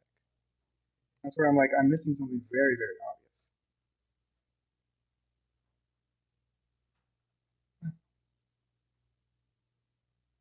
Oh. Let's try this.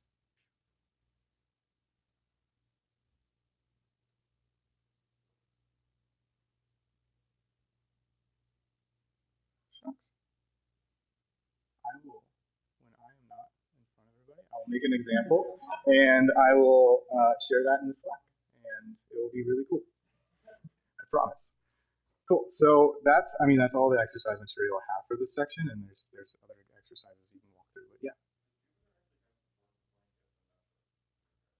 it played the original one, right? Yeah. So, well, here, let's try an MP4.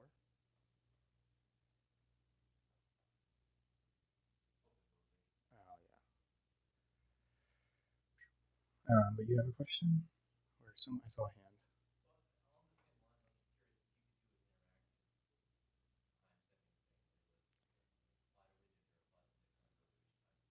Yeah, we have some examples of those.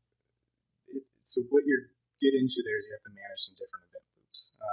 And yeah, it can be a pain in the butt sometimes. We have some examples that do that with Qt is sort of where a lot of people do this the most often, because Qt can manage separate event loops and you can do the animations. Yes, I can pull up.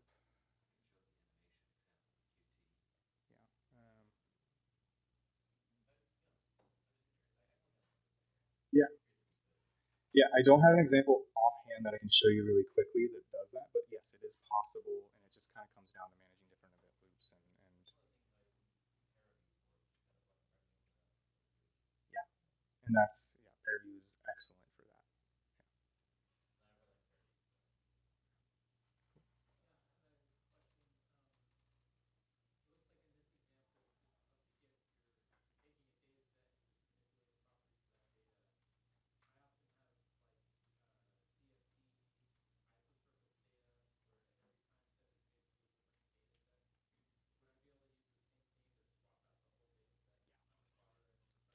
Yeah, and there's so you basically just repeatedly call the add mesh function, and in there you can specify a name argument that says, hey, whenever we add something to the scene, it has a name, and there's a set of them. So like if you add something with the same name, it just updates and replaces what was already in there of the previous name. And so in your for loop, you would just say, hey, plotter.addMesh with that name, it will trash the old data set, add your new one, and that's how you would go about that.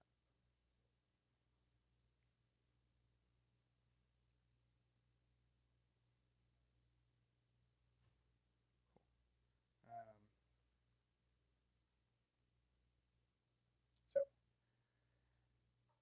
is everybody walking through the exercises on playing with the different display options?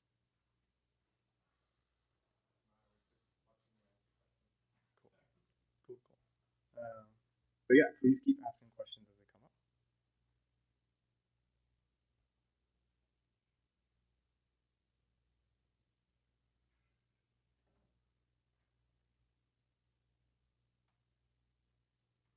I'll walk through this first one, display options. So let's take a look at, that's a lot of output. So the first exercise, all right, let's plot this mesh with the edges of the cells displayed. So that's an easy one. It's show underscore edges equals true. Oh, and I don't know how to spell. There we go. And so there's our edge visibility shown.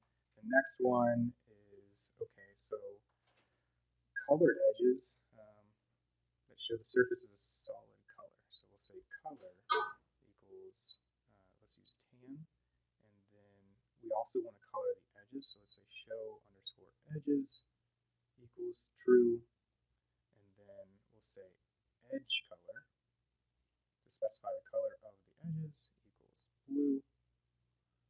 And there we get the mesh itself is colored tan. So the surface is tan, but then the edges are all individually shown as a blue color. And now we want to mess with a different representation style of the mesh. So when you add a mesh to the scene, by default, it shows it in a surface representation, but you could also look at it as a wireframe representation of all the cell connectivity or as a vertice representation or point style representation. So we can just say style equals points, and we get the mesh displayed basically as a point cloud, or we can change that to wireframe, and that will show the connectivity structure. And it's still doing scalar mapping because all of our data live on the points of this mesh. But if it were cell data, it might not.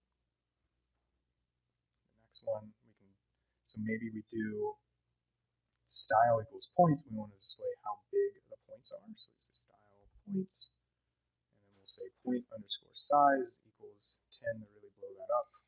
And so as we zoom in, you can see the points are really nice and big. And then let's change the color map. We've done this quite a handful of times in the color limits, so that's just CMap equals, and let's do just, we're going to do magma, because I haven't seen that one today. And then we'll say CLim equals 0 to 10. And it's just that easy. And then adding opacity. So I think I talked earlier about you can add a global opacity to your mesh. So that is like 0.75, and that allows you to, I really can't type today. That allows you to just apply some global opacity where you can see through the entire mesh, or you can do linear mappings through of the opacity of this actual scalar field, which I'll do that again. So here's like a linear version where it just says, hey, low values are transparent, high values are opaque, and there's a handful of different ones. So I can say, let's do a reverse sigmoid this time. And so that way, now I have the sharp S curve that makes high values transparent, low values opaque. All right, next. Cool. Yeah, and so we have predefined sigmoids, and you can just pass a NumPy array. So yeah, if you want to build your own sigmoid, totally possible. And I think we document the different versions of a sigmoid that we support names like this, but if you want to build your own, you can just pass in like a literal list of values. If I just do 0 to 1, that's basically the same thing as a linear mapping, or you could, let's try to make our own sigmoid here, hard-coded.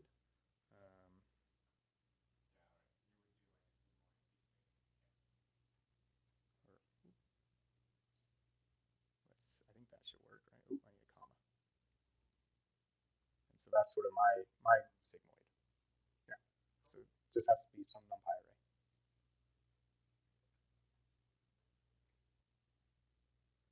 Cool. Sorry? Yeah, it looks really cool with the Mount St. Helens data set. I always thought that one was cool.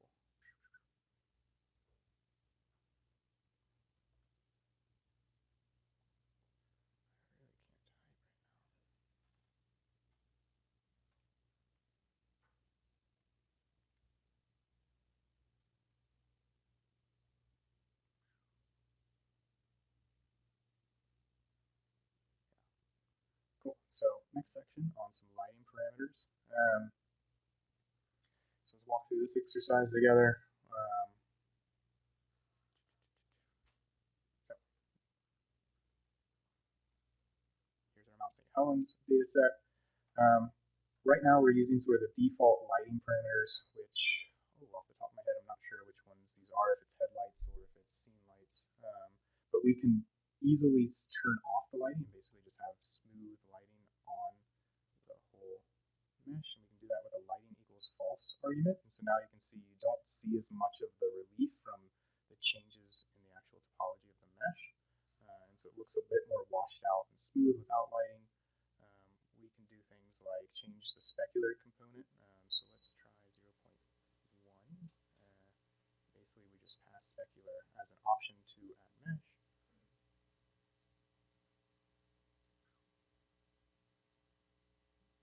And these window sizes are the wrong size.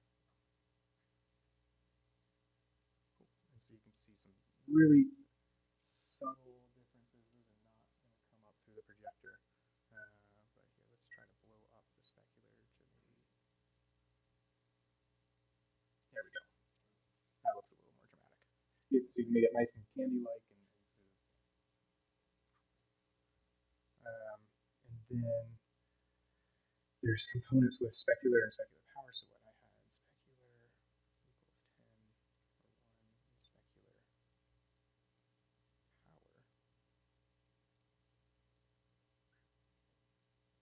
Really nice. I always think with the specular it looks like candy. Yeah. Cool. And you can also fiddle with the ambient lighting parameters. So let's try ambient.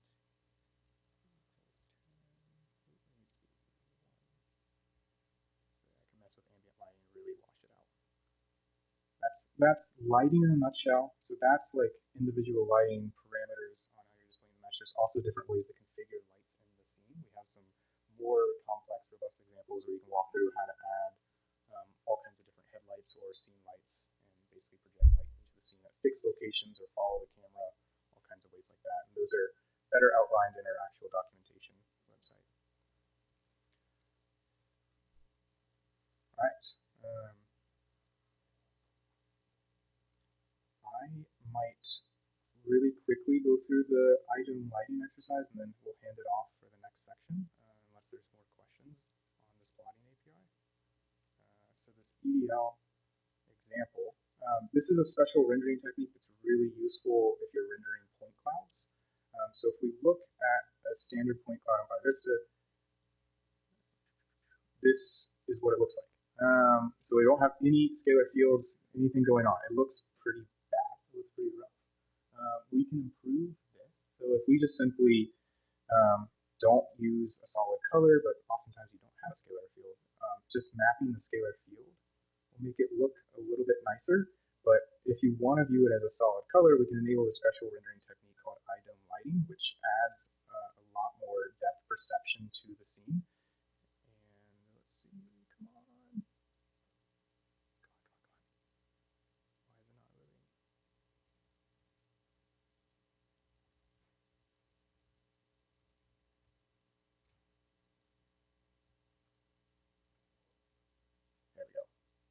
Ignore the warnings. But yeah, and so that adds a level of depth perception to the scene. It's a really special rendering technique. We have a full write-up of this in the documentation of what it's actually doing, and then there's a really excellent blog from Kitware about what's going on behind the scenes in VTK with this rendering technique, but it's really nice to get more depth information when you're rendering point clouds.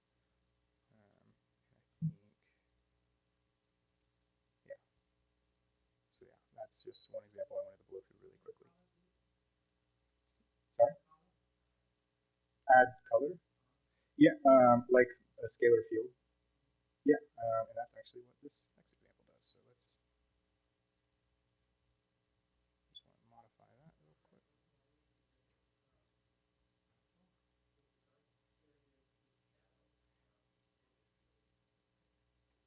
Yeah, it's a lighting technique, so it's more like shadows. And I definitely want to point you to get full context, go to our documentation in PyVista. An example is there's an iDome. If you search for iDome lighting, this will walk you through sort of exactly what's going on, or it'll at least point you to the original blog post, which is from Kitware on iDome lighting, and how that shading adds the depth perception.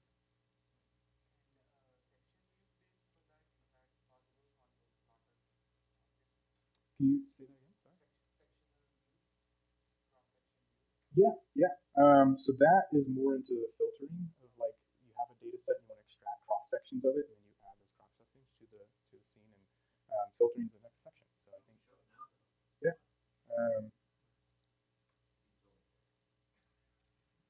I need some coffee, so I'm ready for a break. So in this next section on the tutorial website, if you're on tutorial.python.org, go to the filter section. It's going to walk through. So slicing is typically what we call extracting cross sections. There's all kinds of different ways to extract slices from a data set. One that's really nice is slice orthogonal. That's not a great example of it, but or slice along axis might have a better. Let's try here. So here's one where we take orthogonal slices through the scene or through a volume and add those. But you can also step along, say, the x-axis and get cross sections at different x values and plot those in the scene. I thought we had another great example in here somewhere. Here it is. So there's this slicing example in our examples gallery. So not only can you take like one slice of data set, but you can take many cross sections, add those in there.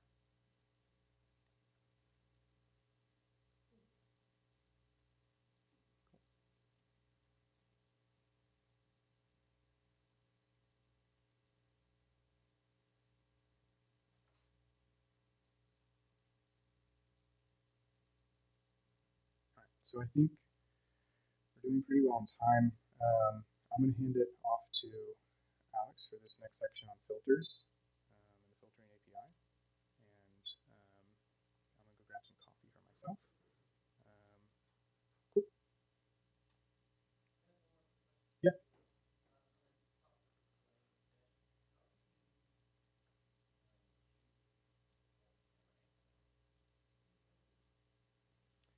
Good question. So the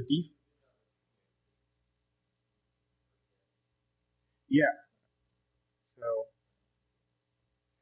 the default camera position in PyVista is sort of this orthographic view, where basically we just say go out equidistance in the x, y, and z direction, so it's all in that single vector away from the origin.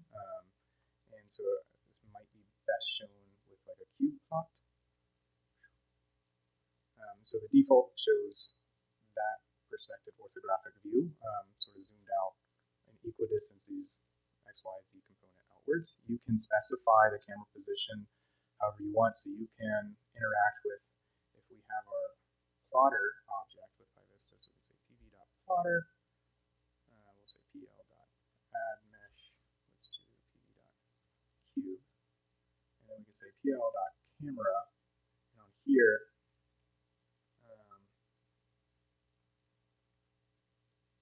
we can set the focus position you're looking at. We can set its actual position. We can set the view up vector, and you can mess with all the different camera parameters yourself to set exactly the perspective you want. Or if you're I don't want to mess with that too much right now. We'll say pl.show. I want to show one thing that's really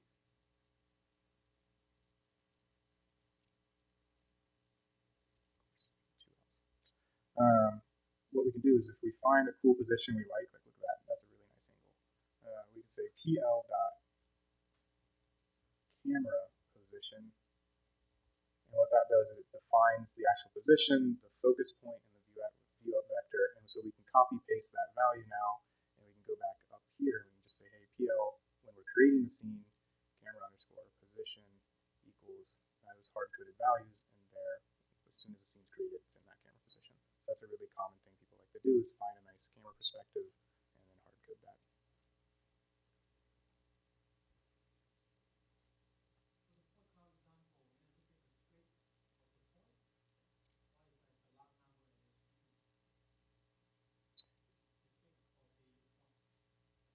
I'm sorry. Yeah.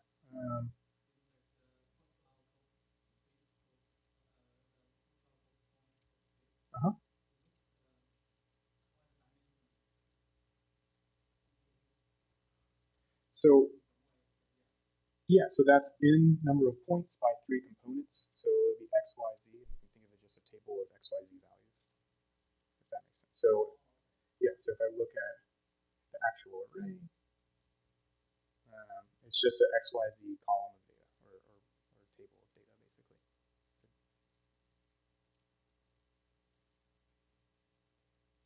sure.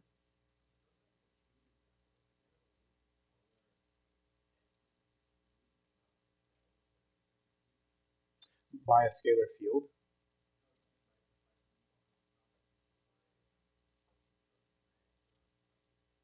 Yeah. So we can specify, if you just want to do a solid color, we can say edge color equals red, and we also have to tell it to show those edges. Show edges equals true, and there we have, and here I can make my line width 5, and that makes them nice and solid.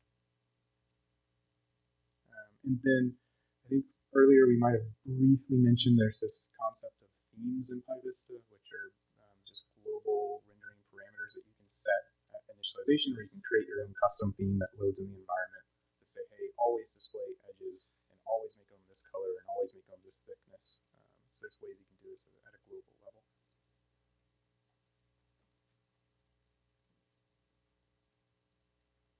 Sure.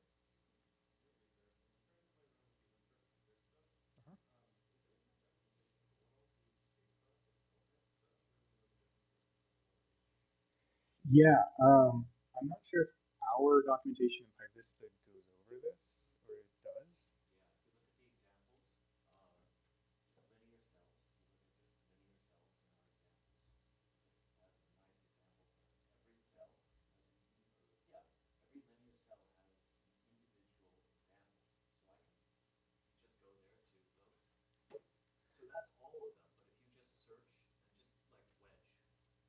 Yeah, that's right.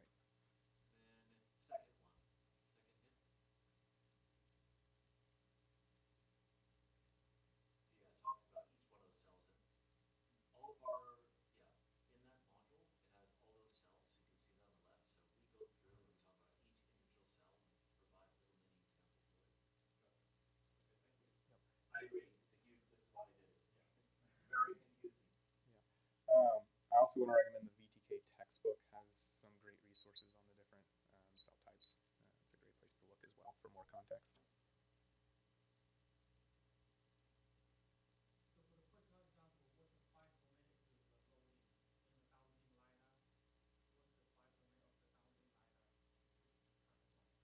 So in this specific example, it's just like a pre-made VTK data file.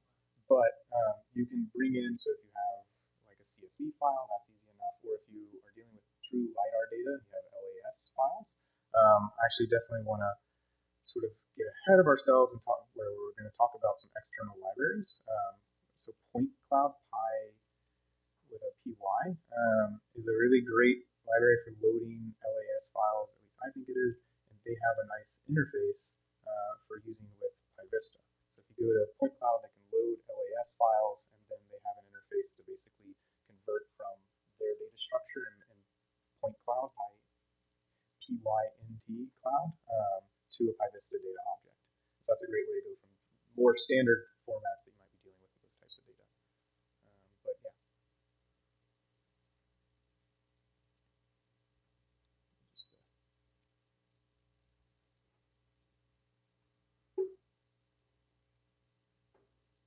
All right. If no other questions on this section, I'll hand off to Alex to do the filters and talk about how to transform your data.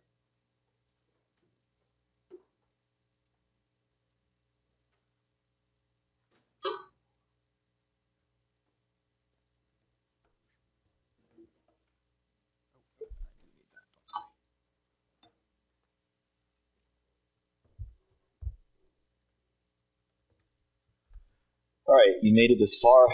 A little bit further to go. First thing I'll go over is an animation example. Someone brought that up.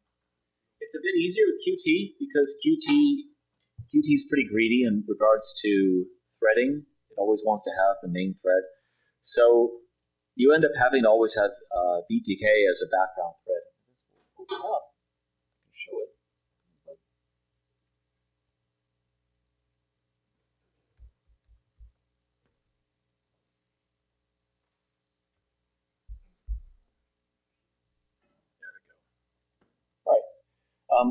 Show my GUI here just for a second, just because it's just what I have right now to show the animation.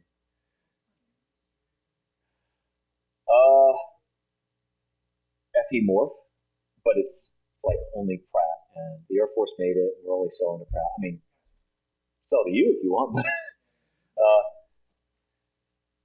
so it's pretty simple.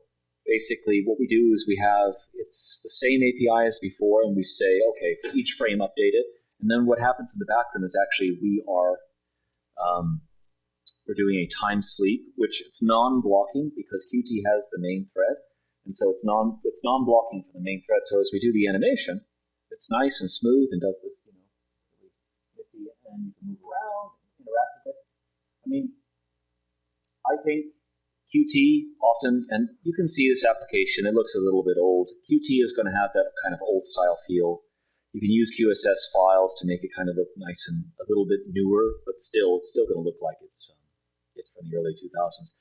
But honestly, if you're deploying an isolated cluster somewhere and you don't really have web access and you don't want a web app, I think it's the way to go. It's not that I'm against the web. In fact, the web is definitely the future, but Qt is still good, and I would recommend it for definitely a desktop application toolkit or framework, or if you want to develop an app there. But yeah, if you wanted to, you could also have that little slider bar as well. You could have the widget within, if you were in Jupyter Lab, you could have the widget as a IPY widget, or you could have the widget as a VTK widget. I believe we're talking about widgets later today. Or you could have as a Qt widget. Basically, PyVista supports any callback. So anytime you want to send a signal to PyVista, you can do that. Either it comes from VTK itself, or it comes from an external application. Enough about that. Okay. So right now in the schedule, let me take a step back.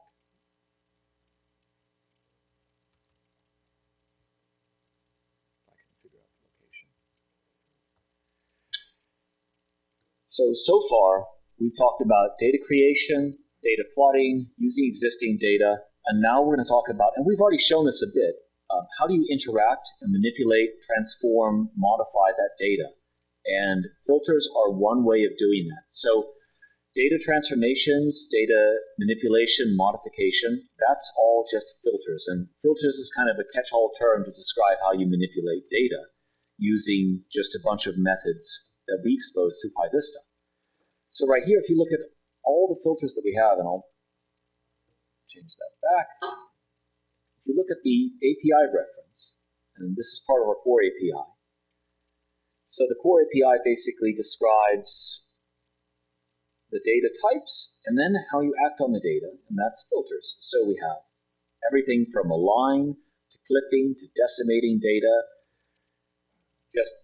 I showed exploding earlier, extracting edges, and each one of these filters contains a fully self-contained example. In fact, my internet connection was more stable, you could actually see it. Well, that's strange.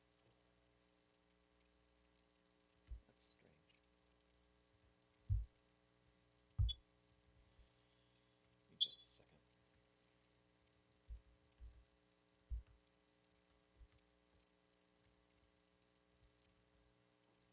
I'll reload that. But for the time being, I can start going through this example. So again, and Bane showed some of this earlier, but I'd like to go over this again. Some of the example filters I'll go over is slicing. So slice operations are really great because if you have 2D data, a slice will produce a line or curve, but if you have 3D data, so data like it's solid data, like an unstructured grid, it will create a slice through it and you can actually see the cross-section. So I'll show a slice later on, but here's an example. Hopefully the internet will be better right now. It is. And in this example, we did is we created a sphere, and then we made a bunch of slices through different axes. So one of them is a normal in the X, Y, and Z. We combined these, and as you can see here, this is another, it's kind of like a filter, but really we're doing data combining operations. In VTK, it's called an append filter, but we just exposed that through just the plus operator. And right there you have your combined mesh. What I can do is show that real quick. So this is a combination of two filters. One of those filters is the slicing filter. So right here in sphere, we're just creating an example sphere, and then we combine these, and then we plot it. And just import that. So that's pretty cool. But that's just with a 2D mesh. And if you look at the original mesh, I can plot that side by side.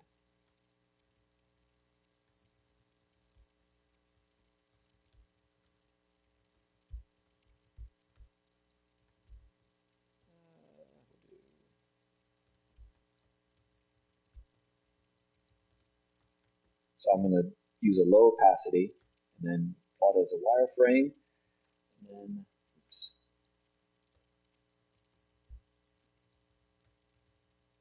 At these slices.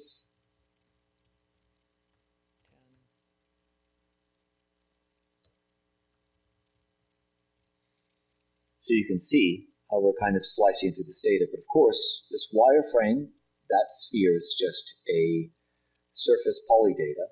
And then that means that these slices are all just going to be polydata, but just basically line segments. Now, what we can do is we can also threshold data. Now, to explain thresholding, what I'll first do is I will go ahead and load this data. So we have load uniform, and what this uniform data set is, it's just image data. Basically, it just contains 729 cells, and if we plot this real quick, and we're plotting right now with the active scalars, which you can see with the scalar bar down here. It's just sample point data. It looks like it's high here, low on the edges. Let's say if we want to extract part of the mesh that is above a certain threshold. So what you would use is use the threshold filter. Now what we do here is we actually specify a range. So basically everything between 100 and 500 should be extracted. What we can do here, and I'll split this up real quick.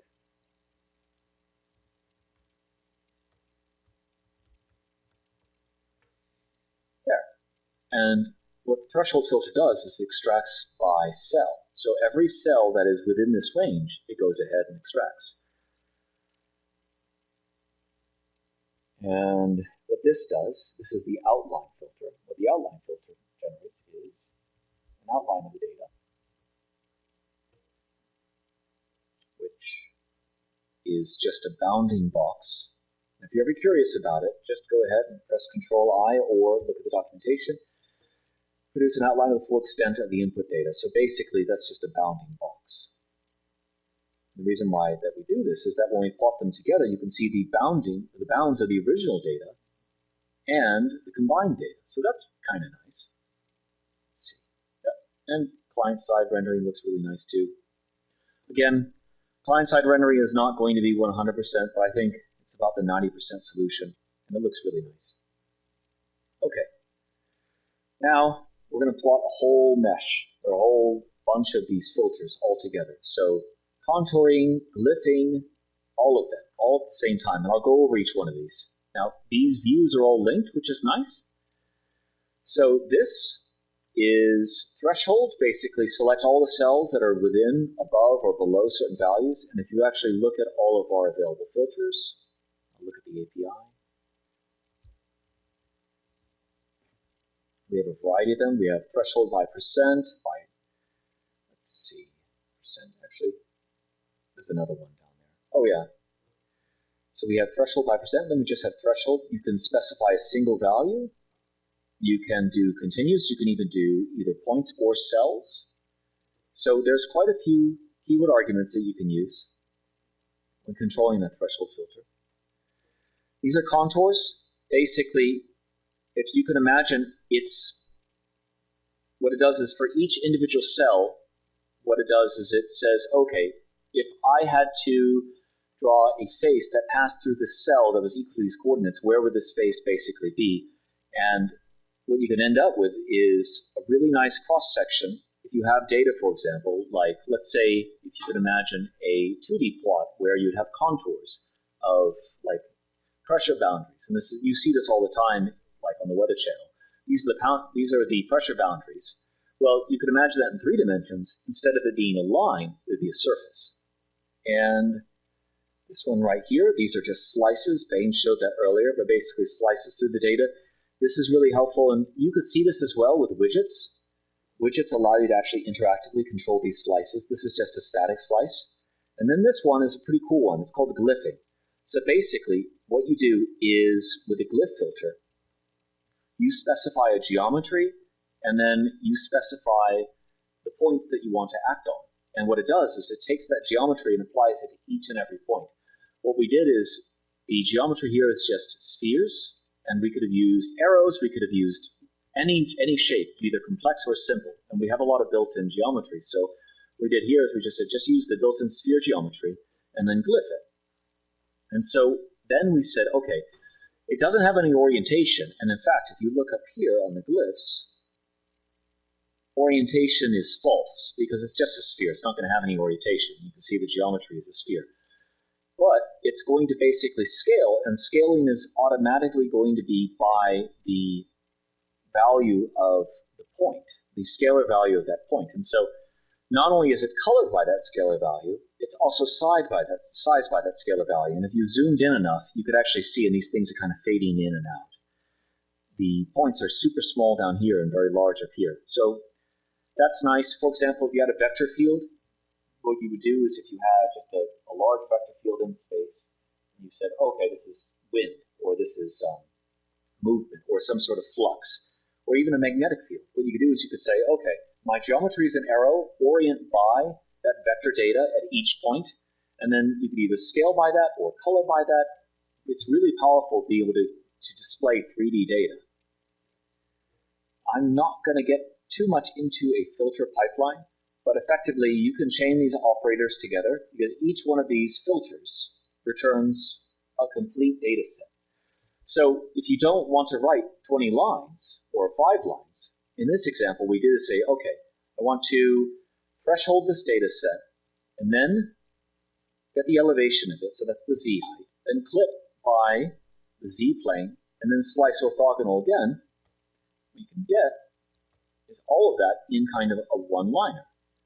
And so you can combine several operations all at once just because they can basically be chained together really easily and effectively. So once you kind of get used to all these individual filter operations, you can use them all together in one line rather than having to go one line after another line after another line, because they all always return a data type or data set.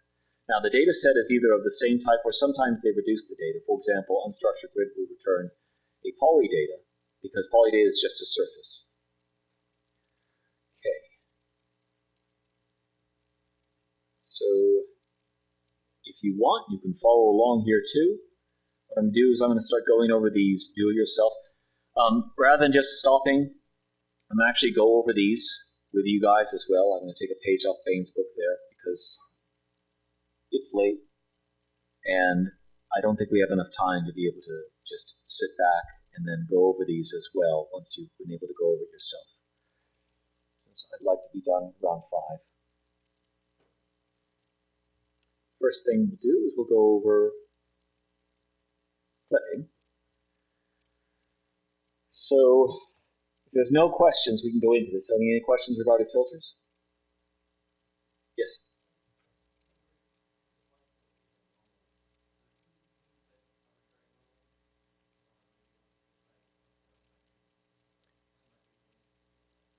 Yes. Let me show you the API for that. I think slice.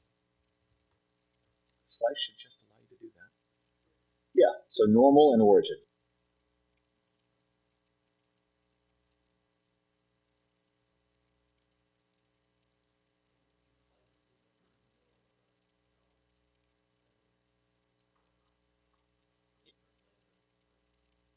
Yep, interpolates that. I can even show that.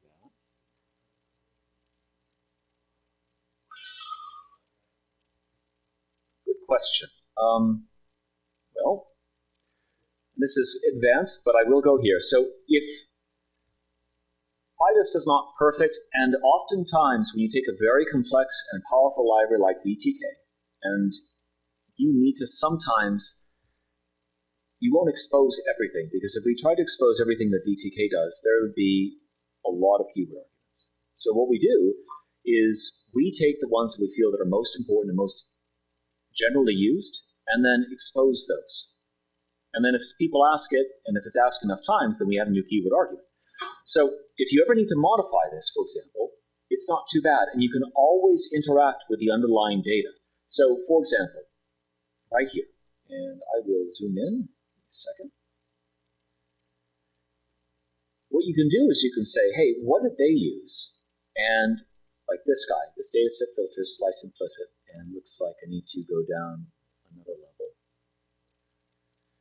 So what is actually going on here in VTK to do this? And this is actually something that I've known, and I've done this myself. Sometimes I don't want to code my very specific niche feature into PyVista, and I will just do it in my own application. I will just say, okay, how did PyVista do it? And I can use that kind of as the cheat code to figure out how can I do this separately. So what we do is go over here, and you just Google VTK cutter and see what they did. And again, kind of the community and Bane and Tetsuo and I, we had to go through the hard way of figuring out, okay, how does this algorithm work, and then what's the approach? And there's a cutting by function. Oof. Maybe it doesn't expose that. The cutting function might do that. So this is where you have to start digging into the weeds. And then you have to deal with what the heck is an implicit function and all that. It looks like what we did is our implicit function is, I think we defined a plane. Whew. But it's a good question, and what we do here is, yeah, we define a plane. That's an actual VTK object.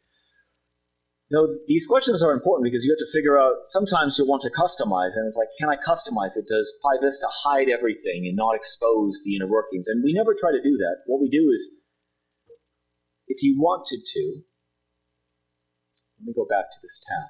You can always customize things. Go below this. And let's say if you have something, and so this is a multi-block. If you look here, all these capital, well, all caps, and then everything that's capitalized, like get dataset, that's a VTK method. And the nice thing about Jupyter is that when you press tab and you go for the autocomplete, it immediately goes for anything that's lowercase. So you actually don't even see all the VTK methods or attributes that are there, but they're there, and you can always act on them. What we try to do is we try to expose but not completely encapsulate all the VTK objects. This is more inheritance versus composition, because if you inherit, then basically you can tack on your own methods, more or less. But if you do composition, then everything's hidden. So all of these methods, like the filters, clip box, clear, all that, those are all there and exposed, and we expose them. As you can see, there's a whole mess of VTK methods, and some of those you'll never use, like register. That's for garbage collecting for VTK. These set information, you're not going to use those ever, but sometimes you will. You'll end up using those. If we don't expose something, you can just access the underlying VTK object and work with it. Like, for example, ghost arrays. I know that we sort of expose this, but not to the same extent that VTK does. So if you want to access the ghost array, now, if, for example, you have something that's really niche, like, hey, I want to change the way that you're interpolating cross results, I believe that you can, but I'm not 100% sure. So you change the implicit function. But again, walk through the code and then just either go on GitHub and walk through that. And again, it's all there. It's just under source. So you don't even have to, like, clone it. You can just click the source button there and then see how we did it, and then just follow that approach as well. All right, back to this guy. So, I'm going to download this data set, clip with a plane, clip any data set by a user-defined plane using the PyVista data filters clip. We'll form a clip with the y-axis normal. So,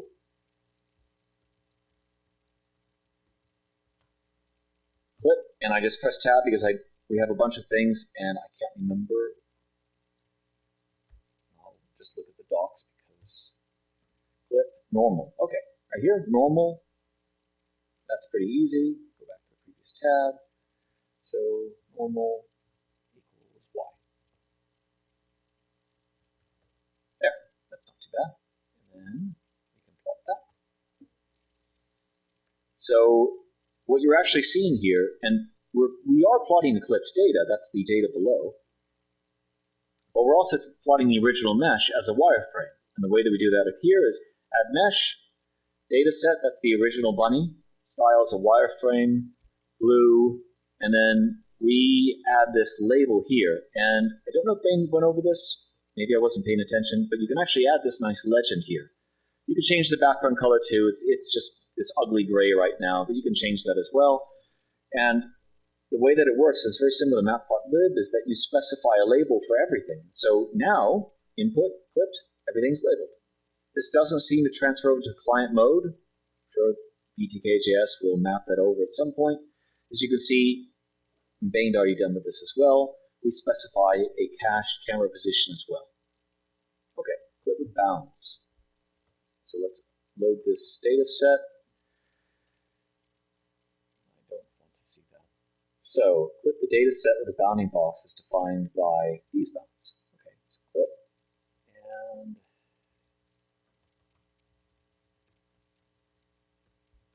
so clip box, it's probably box. Let's see. Control I, clip box, clip data set by a bounding box. Okay. And then probably that. Yep, there we go.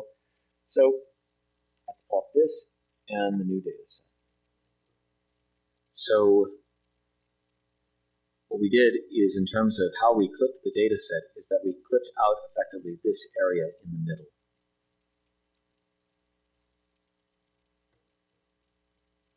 Clip with a rotated box. There's a lot of clipping here. Right, we'll just go through this quickly. Effectively, we want the part of this airplane that is within this box.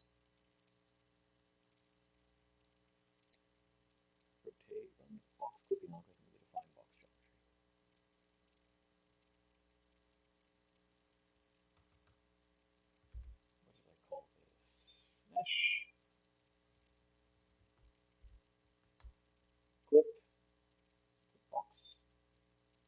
I'm actually not sure. Right, I'm in sheet 2.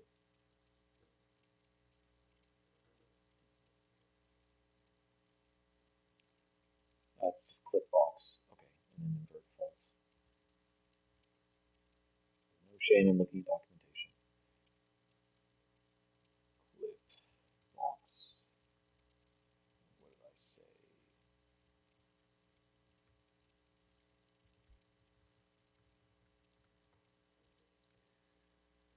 So that's the clipped plane. And we could clip, if you just do true for invert, you get part of the plane that's outside the box. Yep, cut that right out. Okay, crinkled clipping. This is actually cool, so I'll go through here. So normally when you clip, you basically cut directly through the mesh, but if you don't want, clip, and I think we just mesh.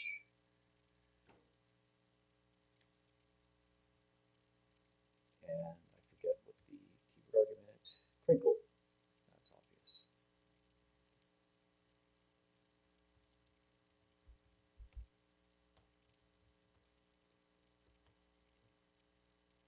So as you can see, this is a normal clip. Cuts right through. And then if you crinkle it, it keeps, if more than half the cell is not clipped, it keeps it. If less than half the cell is clipped, then it gets rid of it. And so, yeah, it's nice. Right. So there's more than just clipping, even though we had a lot of clipping. Yes?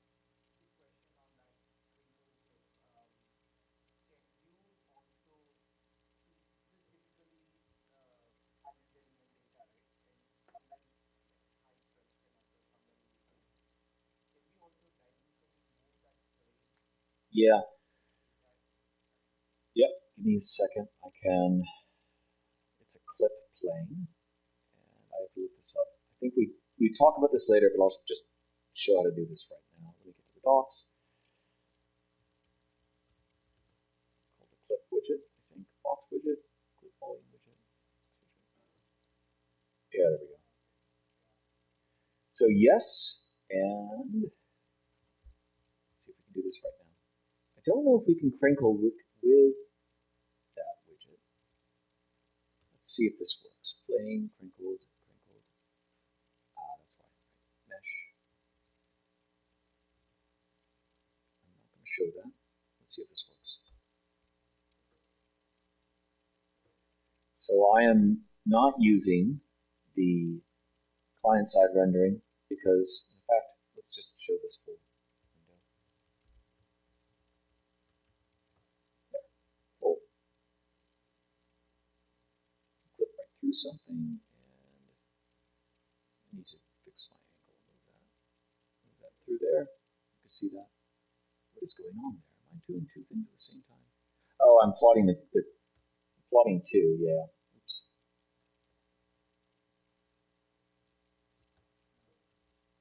Yeah, so again, you can always add multiple meshes to the same render window. Okay, so that, and I don't know if I can enable crinkled with this widget. Let me see if I can. Yes. Cool, we thought of this. Of course, yeah, cool. So yeah, that's a sneak peek at widgets. Bane, are you still here? No, he's still getting coffee. Yeah, I don't blame him. I'm tired. I'm falling asleep up here, so I'm talking. So see if you can hold on a little longer. That's why I think 5:30 is a little late. I think we can end a little bit earlier than that, but we can try to screen through the rest of this. There is so much to cover with filters.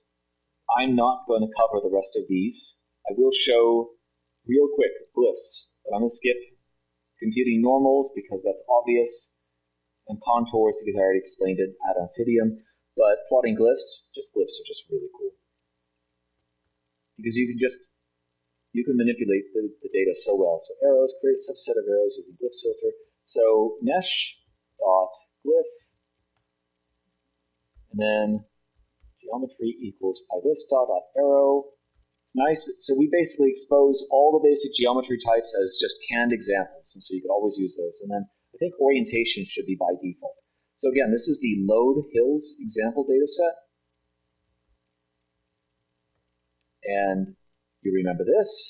We've shown this like 50 times. Let's just plot that with a bunch of arrows. And what is this? What's the output of this? It's just polydata. That's it. So this is a surface. What is an arrow?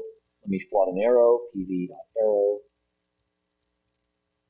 I create the arrow, so it's really a method, but we make it look like a class because it's an arrow. It's like an object. Plot. That's it. An arrow is super simple. What I want to do is I want to make this, it's like copy and paste this arrow everywhere where there's a point. And so when we take mesh.glyph, we use that existing arrow and we replace every point with an arrow, and then let's just plot that. And that is a lot of arrows. That's too many. So what we can do is scale that down. Say arrow, let's see, I forget the API, so give me a second.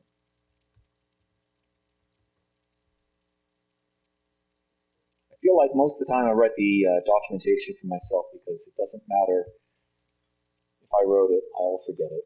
So let's just reduce the size of that, and then plot it again. There you go. And then let's just plot this full screen. There. Whole mess of arrows. And it's nice because I think, oh yes, what we did is we orient them by the active scalars, and the active scalars are actually a vector field of normals. So these are just all the normals, and they're scaled by the elevation. So we're kind of doing two things at once. We have the normals, and so that's the vector of the arrow. So that describes the orientation. And the size of it is just the elevation. So we're using, and you can see, The elevation varies between 0 and 7.48, so fake values. So yeah, it just makes for pretty graphs. And just for the heck of it, let's show this. Let's use, I don't know, sphere. And I'm just going to plot this just out of the box.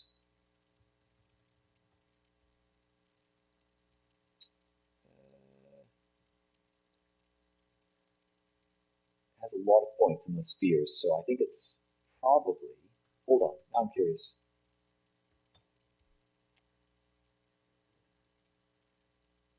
So out of the box, our sphere, I think, contains either 1,000 or 10,000. So yeah, what do? We made 8 million points right there. That's a lot. So we can change the resolution to 10, and then 10, and then plot that.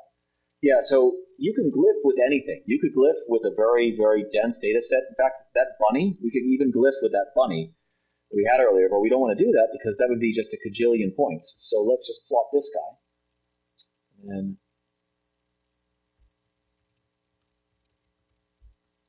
those warnings. But yeah, you can see you have all these nice balls, but you can see that you can see the individual faces. So a way you can cheat is smooth shading. And there. That's a really cheap way of getting data that looks somewhat smooth. And you zoom out, you can't really see it. If you zoom in, if you really wanted to make sure that it was completely smooth, and it looks like I need to scale that down a little bit, factor, let's just do 0.3. Smooth, and then just change the resolution just a little bit. These are things that you would just play around with as you're doing it. I really do like glyphs. They're just pretty. Yeah. And then you just change around the parameters, and reality, these look like smooth balls, but they're actually not that many faces. And still, this is like 1 million points, and it plots really quickly. Now, remember, JupyterLab, I love JupyterLab. It's great for data science, but if you really want performance, just go without JupyterLab, just plot with Notebook False, and it'll display instantly, because it doesn't have to deal with talking through the web interface. All right. I think that's all I want to show for glyphs. Okay, thank you for your attention. I will talk about the external example of PyVista in this section. And there is a lot of external examples of the PyVista, and you can see the example of these externals, like this panel. This is the Sankit PyVista, which is the extension of express the Sankit SciPy image, and also there is a coil field lines example in MagPyD. And there is about the 1.6K repository which is using PyVista, and I think this is a lot in this size of the project, I think. And the reason that PyVista is using in a lot of external projects is that the library is very general and have a lot of functions which can use in a very general way. And but the fact that this library is very general is that the barrier to use this example, to use this project, PyVista, is very difficult, and so it is very important to transfer this general library to external library to use your domain region. And I want to explain about how what is the best way to use PyVista in external library. To discuss about it, I want to show one project which is called GeoVista, and it is provided by the BJ Little. And this is a library. I think this is one of the most successful projects as a PyVista external example. And the motivation of this project is to provide cartographic capability to PyVista. And before this tutorial, I interviewed to the BJ leader about the purpose of this project, and he said that the purpose of this project is to provide domain region function, like having some mapping tools, like writing a coastline or having a sphere which is representing the Earth, like that. So I will show how GeoVista is making that by explaining the code. And this is how importing the GeoVista. You can import GeoVista as GV, and also can import PyVista as PV. And if you want to use GeoVista, it is better to import the GeoVista theme. And this is a customized theme for of GeoVista, which is very useful to plot cartographic capability. And I think this is the most important point of the PyVista, that you can control your own scheme very easily. And I don't have a time to explain about it, but there is a link to in this tutorial that you can check how to customize your local theme and global theme. And yes, and if you customize the theme of the visualization, you can provide it in your external libraries. And also, this library provides a sample data which is specialized to the cartographic example. And the most important point in this part is that it is provided by the polydata of the PyVista. And that means that you can use the most of the features of PyVista in this sample data. Yeah, if you load the sample data from the GeoVista, you can plot like you can plot it using the plot method, like we explained in the previous section. And also, we can load the sample data which has a cell data, and also can plot it with the colored contrast. And also, there is a function which is provided by the GeoVista, and one of the functions is panel, which can select the region and from the sphere which is representing the Earth. And I think this is a special algorithm of the GeoVista, and I think it is a very good very good feature that GeoVista is concentrating on its domain regions. And after using the panel feature, you can select the regions of America, and after you select the region, it is also the represented by the polydata of PyVista. So you can also plot it by a plot method and also can do the same filtering algorithm to the dataset. In this figure, the cells on the land is also plotted, and I think it is not fine because there is no data on the land, and so in this tutorial, we remove this cell by using the PyVista's method, which is called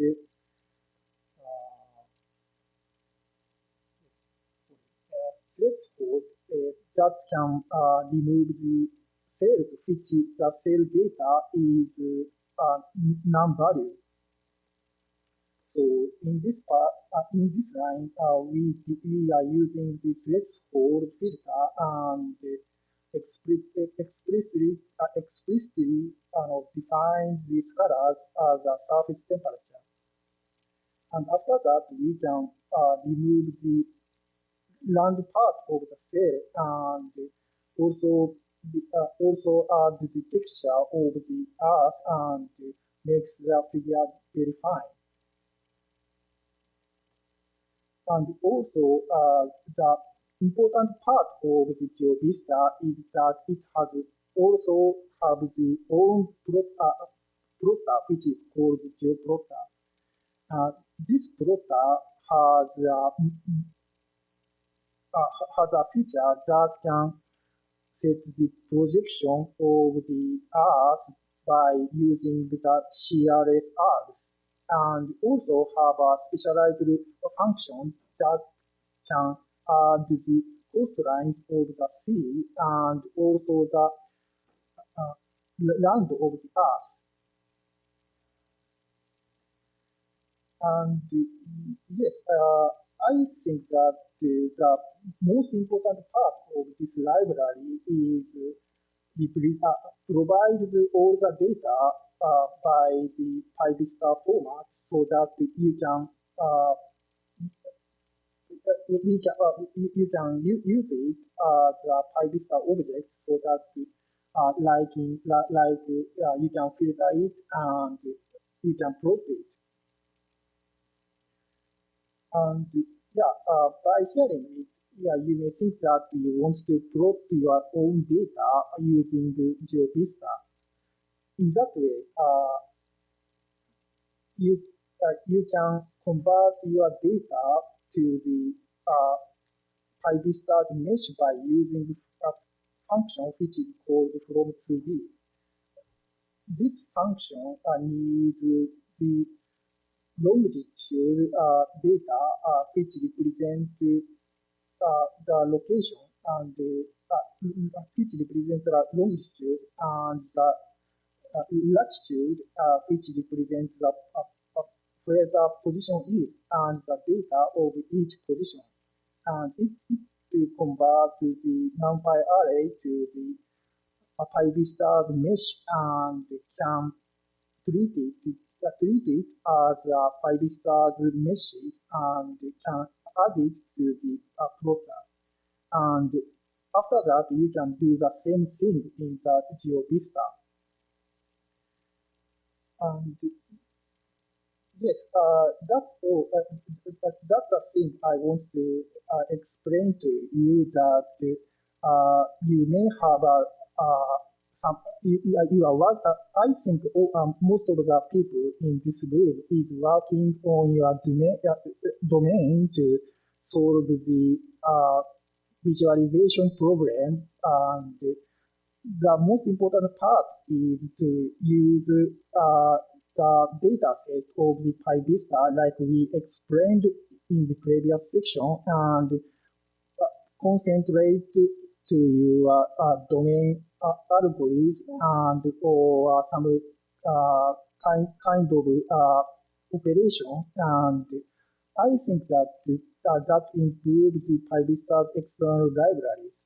And my part is all. And is there any? We're at the end of the day here. I don't want to keep us all here forever, but this is something really cool. It's sort of one of the latest developments in the VTK PyVista ecosystem of tools. This is coming from Kitware. This is a library called Tram. On the tutorial website, there's a page where it gives a really high level. There's a nice marketing video you can watch about it. It shows off what it's all about. I recommend go to this page, watch the video, check out the links that point you to the Tram project.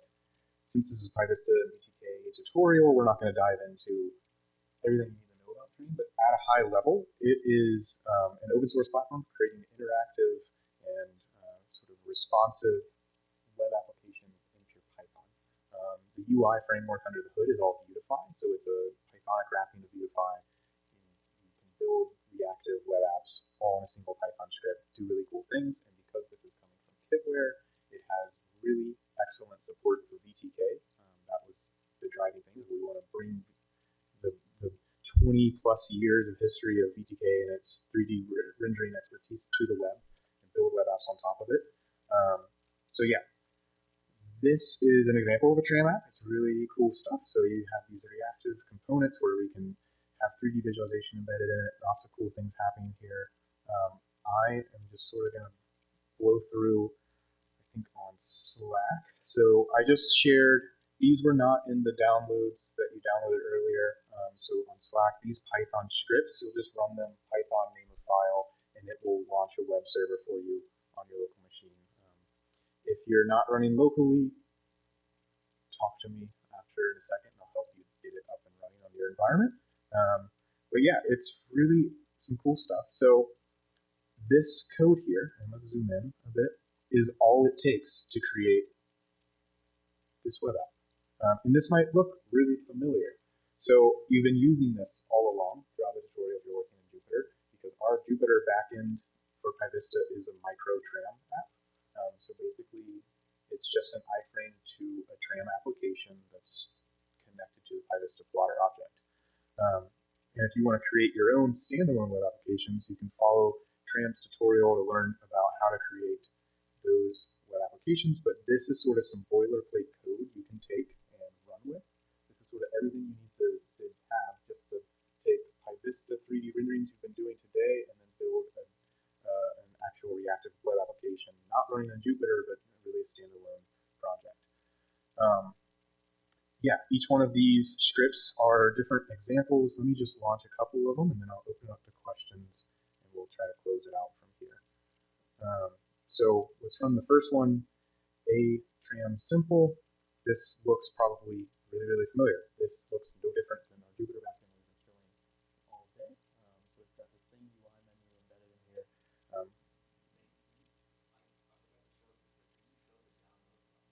Oh yeah, and this is available in Jupyter, and you've probably seen this button all day. If you can download a scene. This is all powered by Tram. So if I click this little download button, it just says scene export.html. Now this is, sorry, I opened the wrong thing. Downloads scene export.html. This is just an HTML file that's interactive. It's basically exporting the entire scene to a shareable single file that you could send as an email or do whatever you want with. And have all the data and rendering that you configured with PyVista all just statically embedded in a single file that you can share. So that's really, really awesome. You're trying to share your visualizations with people who don't want to, or don't have Python set up and don't have PyVista set up and don't want to go through the 30 minutes of configuring everything like we did at the beginning. It can be tough. So that's a really great way to share data. Or you can deploy a custom Tram application that you build. So that's one of the simple examples. Let me just run one other. Let's do. So here is just a simple application. PyVista scene again. I just have a UI component here where I want to change my color limits. And so this is, the possibilities are endless of things you might want to do. Tram is a really powerful framework for building these reactive web components and having nice UIs all defined by Vuetify components. I want to just encourage you all to take a look at that page where everything's outlined, look at the tram tutorial and start running with it, and just know that it's a really, really powerful framework where you can take, just a couple lines of code to define your reactive web application and user interface, plug PyVista right into it, and it all just works. And it's really, really cool. So, yeah, it's 5 o'clock. Thank you all for coming today. Really appreciate everyone's engagement and awesome questions. If nothing else from today, hopefully you learned at least of 2 websites, tutorial.pyvista.org and docs.pyvista.org, where we've really worked hard to put all this information and make it accessible. So hopefully you feel a bit comfortable navigating these websites today and can run with it. I want to encourage people to use GitHub discussions on the PyVista repository to ask questions. I think we have quite a lot of engagement these days. It's a great place to ask your question and crowdsource help from the community, and also document that for future people. Thanks everybody, and I'll open up the questions.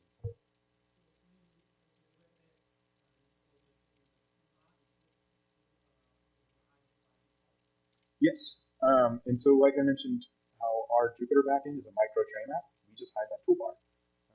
So yeah, we can, let's change one of these strips. So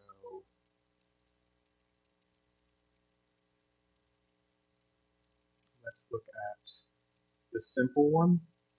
So let me run that real quick just to refresh ourselves on what it looks like. So you want to hide this toolbar. Oh yeah, that one. That one's easy, even easier. So we, if you look at these examples, you're using this plotter underscore UI method from PyVista, and that is a way that bundles all the user interface that connects to the plotter. So we can actually change this from tram.ui, and let's just say PyVista I think it's remote view. And so we can just say that, and instead we'll say view, PyVista remote view, plotter. We'll go back to here, and there we go. This guy again. So I don't have the GUI, but basically the components of the Qt app is just the console. I think there's an editor here, and then this toolbar up here. And then the nice thing is that what I did is when I exported this, and I'll show you the GitHub repo again.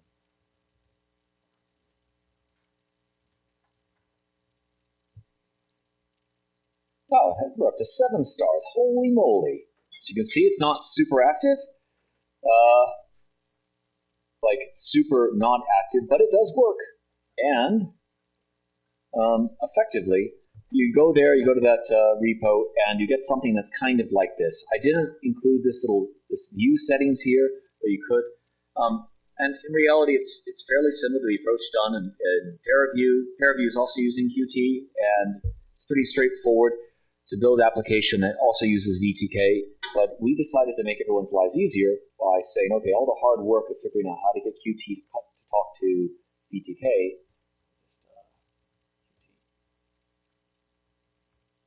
Docs.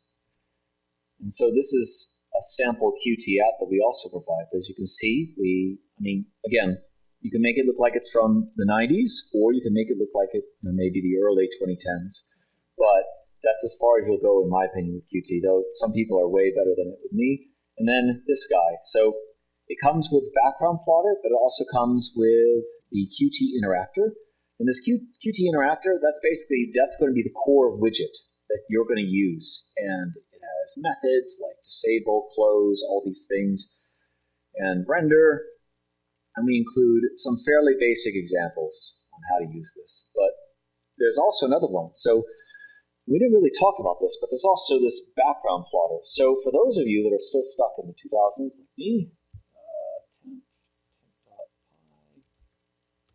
I'm just going to do this thing. So, oh no, that's going to fail. What did I do? I didn't install a library. Hold on.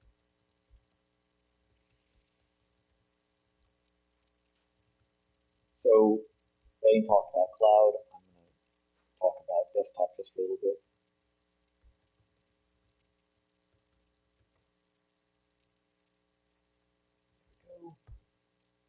So this is actually just a little standalone Qt app, as simple as it gets. Just a few things reset. You can save a camera. You can even, and it has the saved camera positions here. Super basic, like super duper basic. But honestly, most of the time, you just want to start with something basic and then build from there. You don't want to have, 10,000 lines of code and go from there. So let's see. That's it. And then the cool thing is that, at least what I like about this, is you can interact on the background, and then this updates. And normally, if you're working with a Jupyter Lab, this will work as well, and that's also a great feature, especially about Tram, now that we actually have bi-directional communication. But with this, it's the same thing. You have this Qt thread that's basically running in the background. You have the main Python thread, and they're communicating, and then we could do things like mesh, actually, here, actor. So let's do this again. Pull that away. And this is where it sometimes is helpful to be able to directly interact with things. So let's say actor.properties. So for those that don't have 22,000 vision, or sorry, 2021 vision, you can see there's all these parameters here that we can control. So this is the Reaper, and you can change things like Bane is playing around with specular equals 1.0, and then you can see it immediately gets shiny. You can do, I think,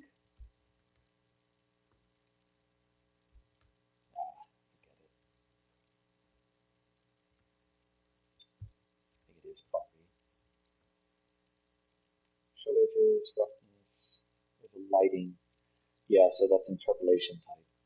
So this is where you really get into the nuts and bolts of it.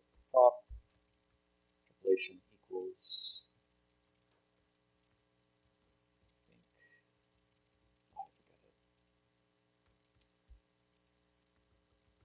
there we go.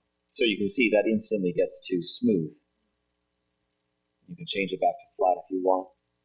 Yeah. So that's nice for having a real-time interactive application. So there's, I can't pronounce this Phoenix project, which is super cool, but this has an absolute ton of docs. Great. And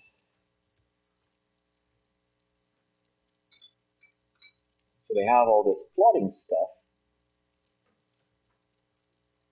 And then it's really Dolphinix. So if you're into open source and you're into CAE, this is really cool because Dolphinix, and I just discovered this because I was doing a magnetostatic solution, trying to make a new motor. But there is really good plotting here, and if I can't find the example, forgive me.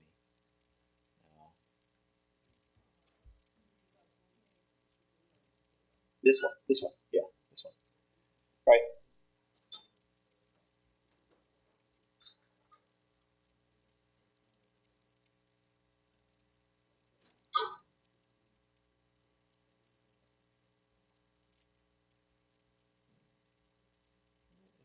Yeah.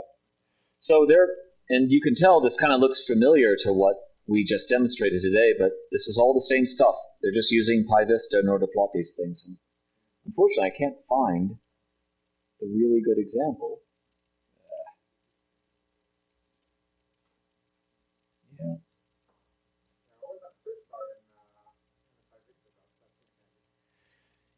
Yeah. But this is not the PyVista docs. This is the Dolphin. Oh yeah.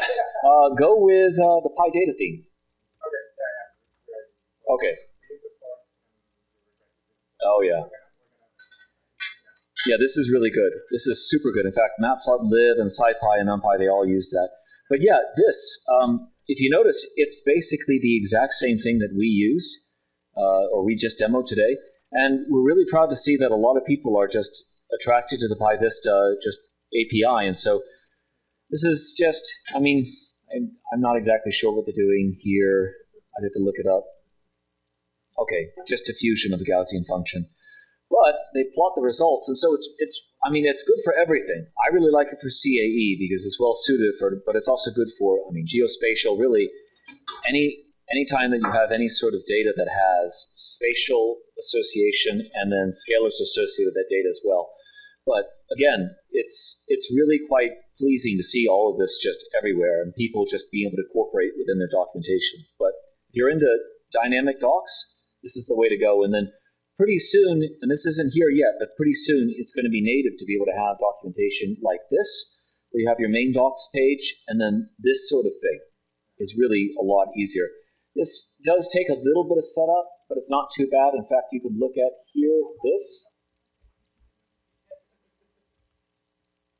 We get into this. It's actually not too bad. So this is the part, and we're using panel. So we're going to eventually replace this with tram.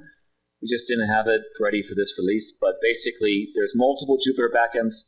Panel is one of them that works really well, and it basically still uses VTK.js, which is why it works so well. But effectively, and there's 3.js, there's a bunch of them, but panel is really good. And then so you do this to start it, and then once you're ready, you have the second Jupyter execute section, and that's also going to execute it and then embed it in the window. There's a bunch of magic behind the scenes, but effectively, if you include this Jupyter-execute, not parameter, what is it called? Whatever, that. Directive, thank you. Sphinx guy. You include this directive, then basically when you output the documentation, it will include this as well. And it goes more than just including plots. You can also include, for example, in the user guide, you can include, like when we talk about what's a point, you can include tabular output, which we should have that here too. That's somewhere. Like this. This is all generated because you want it to be procedural, because otherwise we'd have to regenerate these images every time. Where is it? These are all dynamically generated. And this is the nice thing about, and this is how they do it as well. If you include this Jupyter execute portion into it when you're generating your docs, it's all generated every time you generate your documentation. So no more screenshotting something and then saving it as an image, because it's just not maintainable. It's not scalable, really. Yeah, right here. So this is another table that's output. So if you have a representation of it, what we do is we use __HTML_Reaper. So we have a representation method that outputs to HTML that integrates well with IPython. And all of these images, they're all built basically just based upon this data. And if you look at this, the source of this, everything here, I'll scroll down a little bit, everything here is just Jupyter execute. And then we hide code sometimes, especially here, we hide code if we want to only show the plot. And that's actually what we did right in the beginning. Because